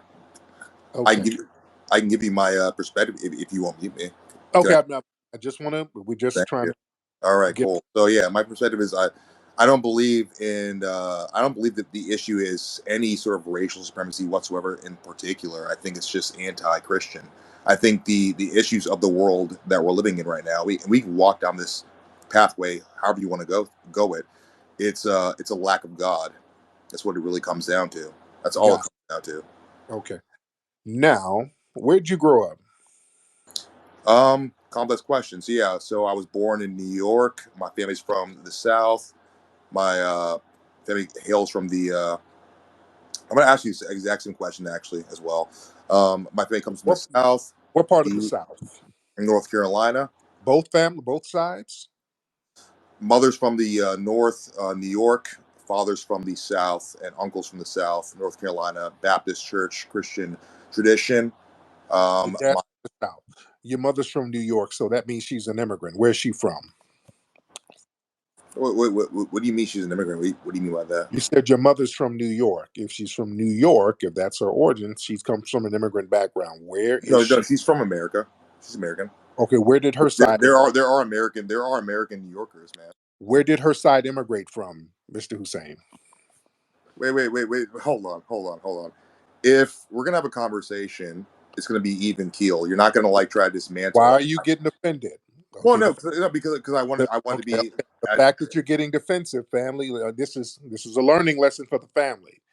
Family, when you start asking people about their backgrounds and they start getting defensive, sure, this is a red flag. I'm not asking you any offensive. If you ask me where my family is from, my mother and father from Alabama, my grandmother, North Carolina. That's on my mother's side. My family goes to North Carolina. I have no problem. People see pictures of my family.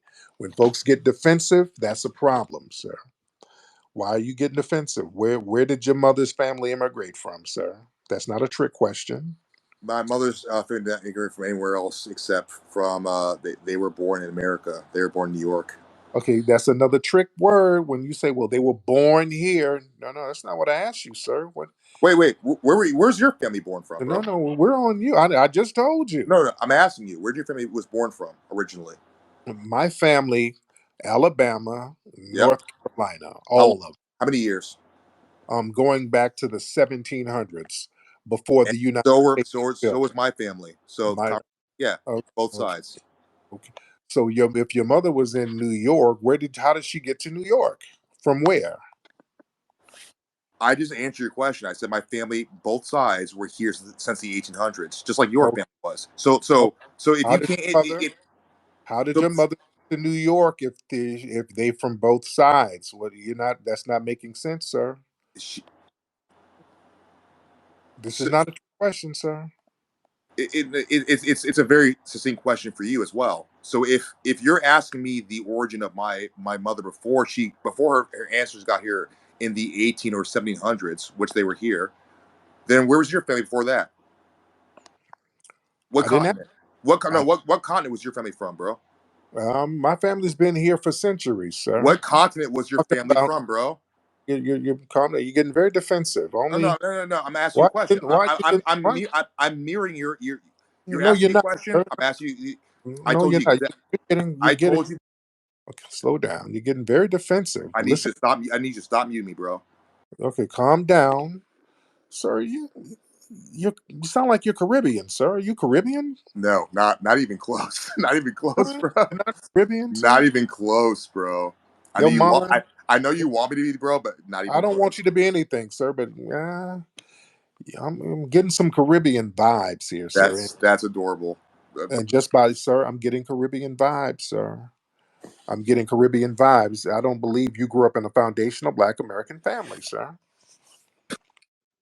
I really don't believe that, sir. You grew up in a foundational Black American family? Yep.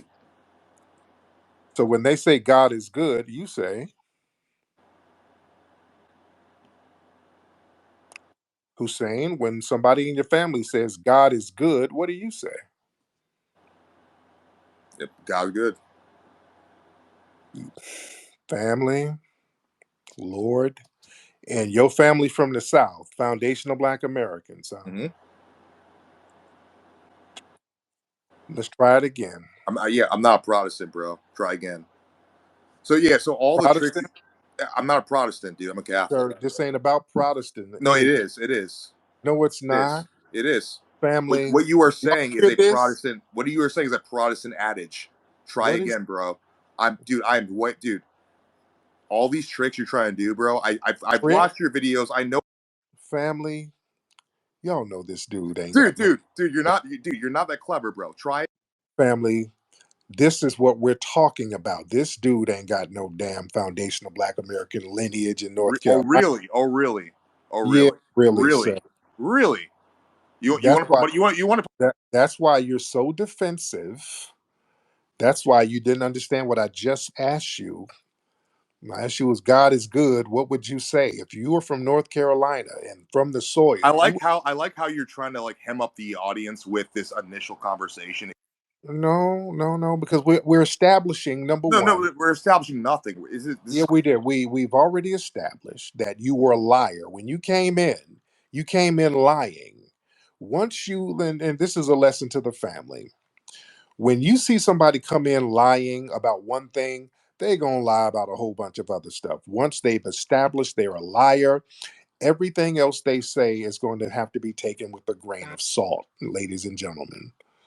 Yeah, this dude, yeah, he's already, and he's talking about, are you a Catholic, sir? Are you Catholic? What is this Catholic thing? Are you Catholic, sir? Hussein, are you Catholic? Hussein, sir, are you Catholic, sir? I know there's probably a double mute there. it is. Yeah. So understand your own technology, which you probably Got it. can't because IQ disparity. So yes, Got it. yeah, I'm a Catholic. Yes. Got it. Which further shows that you are non-FBA, sir. Okay. Okay. Let's be So real. yeah, can we get to actual issues We're gonna get to it. instead of We'll get to it. We are going to get to it. I'm just taking my time. Let I me get. know I know Oh, it's slow down. We're here. We got time. We got. I'm going to let you talk. We got time. I know, brother. I know, brother. I know. It's Let me slow for get you. Robbie. I Let know me it's get slow my for brother you. Robbie. Your IQ is like 80 I degrees. I know, bro. I It's know. slow for you, bro. So yeah, I know. Tariq, Tariq, Let me get seriously, take your time. Take your Robbie. time. Take Tariq, all the seriously, time you I'm need. Take over here all the time dying. you need. Why is it that these dudes that fake have messed up hairlines, and then on top of it, he looks like Yep. Lamont Sanford on Yep. Ozempic. Yep. He looks like Yep. Lamont Sanford on Ozempic. Like, Yep. look at that mustache, man. He's Yep. like, ah, cha, cha, Yep. cha, cha, cha. Yep. Yep.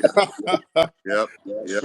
Yep. Thank you, Robbie. Yeah, Yep. Listen, Yep. Hussein. Look, just brother, you're not from a foundational Black Okay. American. Yeah, you're right. You're right.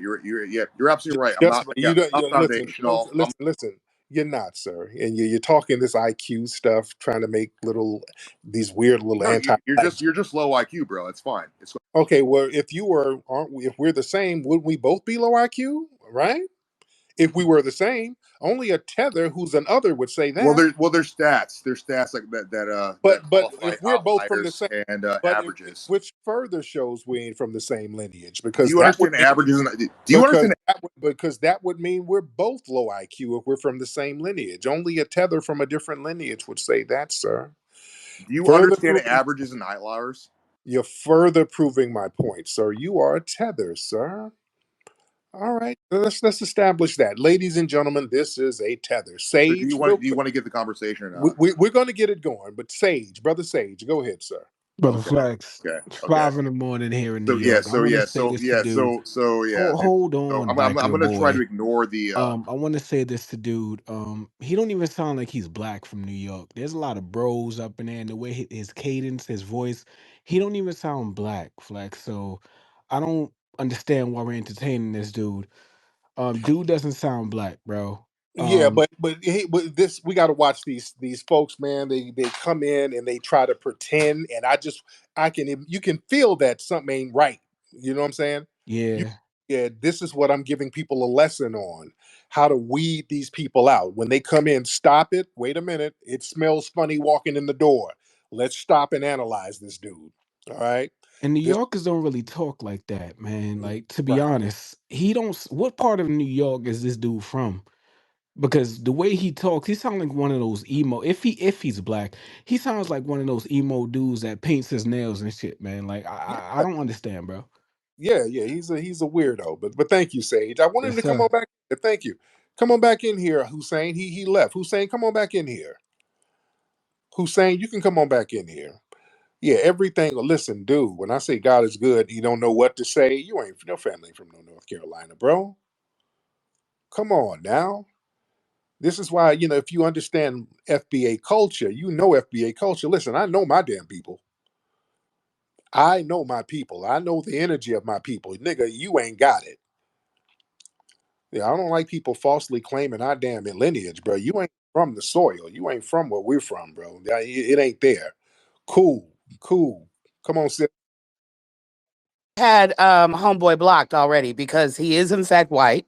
He plays digital blackface. He drops some black spaces all the time with that bullshit. So I already knew what was game as soon as he got on. And if you paid attention when he first got on and he was like, "Oh, my peeps from North Carolina," he said, because he tried to do the God shit. It is not about political party. It's about God, the lack of God. His first words out of his mouth, if you caught it, he said Baptist Christian. Mm. Then he said he's Catholic. Oh yeah, Then he already can't say God is good, and we already know what's supposed to come behind it. Oh, it's yeah, a Pentecostal thing. That's a white man.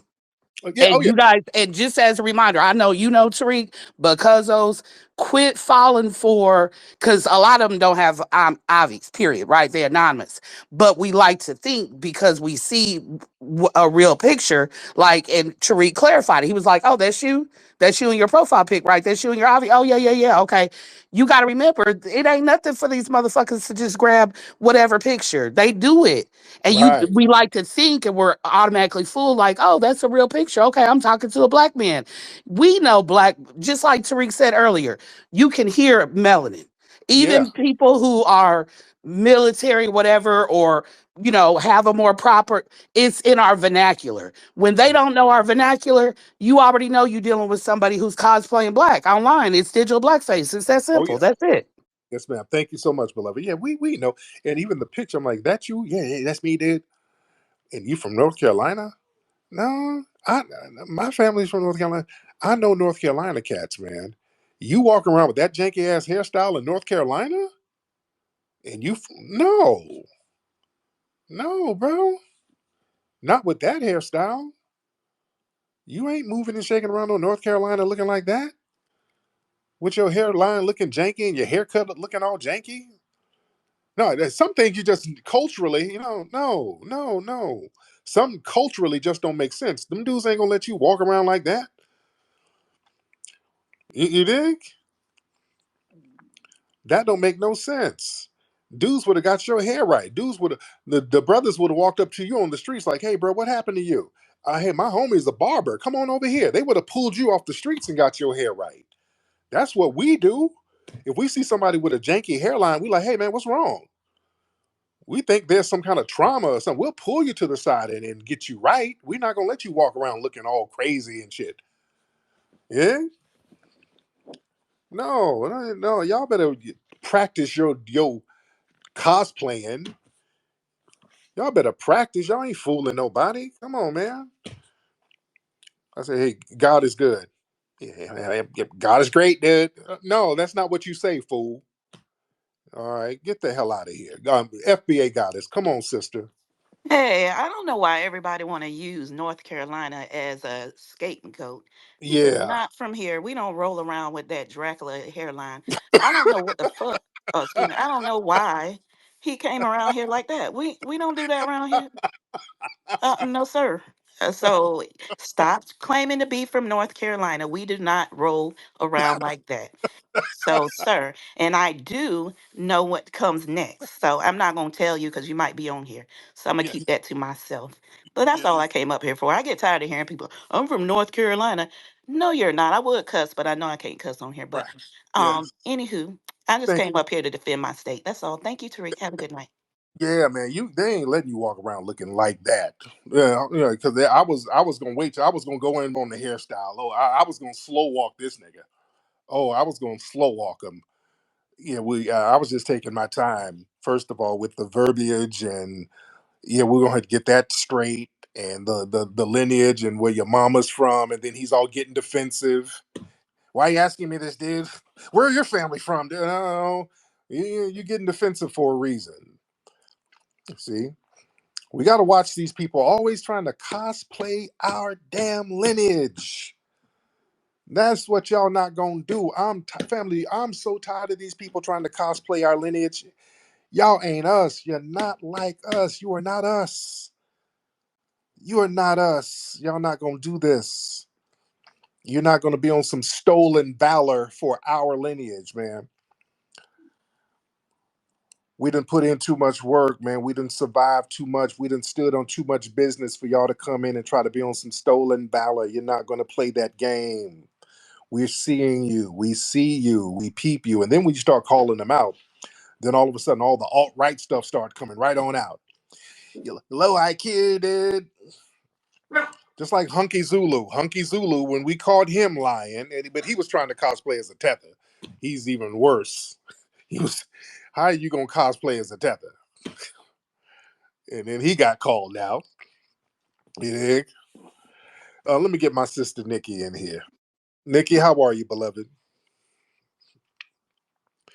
Miss Nikki, how are you, dear? What the hell my dog's barking at? Was playing Lineage, I just wanted to let you know that that woman who was trying to rewrite history, she has a white partner. I put it in a jumbotron. I don't see it up there yet. Let me try to put it up there one more Oh, time. I knew she would have a zaddy. Oh, she's. Yeah, look, it's up there now. I just wanted to put this up there and let you know. Oh yeah, thank you, dear. Oh yeah, Hmm. she was gonna have a zaddy. Oh yeah, when they talking all that, yeah, them, uh, them zaddy worshippers, boy, they always have disdain for us. They always, oh, them FBAs, they ain't worth shit. They think they the best. You love me, right, Daddy? You like me, Zaddy? You like me better than them? These folks be doing the most. Oh Lord. But yeah, we see you. We see y'all trying to cosplay. Y'all ain't slick. We see you. We see what you're trying to do. Yeah, like I said, that hairline, that dude hairstyle was a dead giveaway. We know our culture, man. There's certain things you just can't do when y'all start trying to, like the one guy I was talking to the other night when he was trying to cosplay as an FBA. He had that janky ass hairline, and he's hanging out with a bunch of white supremacist groups. And he's talking about he's from Detroit. He grew up around Detroit. Boy, I had my folks in Detroit hit me up like, man, this dude is from like Southfield or something. He ain't from the damn D. He from somewhere else. If he's from here, he's in the suburbs. He ain't grew up around these areas. Yeah. They were like, oh, don't let him try to claim us. No, they do not the way he look and act. There's just certain ways you can't move around, dude. Look at, I'm telling you, the hairline says it all. Foundational Black Americans, man. You don't go all your life running around here with no damn janky ass hairline and a haircut. You just don't, man. That's the dead giveaway right there. When we see these janky ass hairstyles and hairlines and crooked fades, you ain't been around no FBAs, man. You ain't been around no FBAs. We'll pull you to the side, man. We're gonna get you right. That's one thing we're gonna do. If your fade is janky, hairline is janky, you would have been roasted to oblivion in school. And then your homies would have got at you. Or your family would have got, somebody would have got at you and got you right, man. You understand? The sisters. That's what when you see these grown women running around here with these crooked wigs, baby, what part of Uganda are you from? FBA sisters ain't gonna let nobody roll with them with no crooked ass wig. FBA sisters be like, baby, I got a flat iron in my purse. Let's go in this restroom and let me get you right. There's just certain things we just don't let go down, man. You know, we can tell you ain't been around us. We can tell y'all some new Negroes running around here. Y'all new booty. Y'all, come on, man. We see you. Y'all ain't blending in. Y'all are not blending in like you think you blended in. Good freaking grief, man. What? Anyway, man, let me get up out of it. We've been here for a long time. We've been, I'll be here. How many hours? I don't know. What time is it, man? Shit. Let me see. My dog's out here barking. Okay, god damn, I've been on here for a long time. Okay, let me get off here, man. I didn't realize I've been on here for 3 hours with y'all asses. Y'all got me up all time of night. My dog's in here snoring. Yeah. Good Lord. I've been on here with y'all for a long time. But listen, man, go to rootworkstyle.com. Get the Rootwork deodorant. Rootworkstyle.com, ladies and gentlemen. Rootworkstyle.com. Go to hiddenhistorymuseum.com. Everybody give a contribution to the Hidden History Museum out here in Los Angeles. Also, family, go to officialfba.com. Get your foundational Black American flags, the ones for your car as well. Get your foundational Black American adjustable caps. Get all your stuff at officialfba.com. Get my book, FBA Race Baiter. Very good book if you don't have it. Get that at officialfba.com. All right, y'all. You guys have a great evening. Mahala, Papia Kute, Lola Vuve to the family. Y'all be good.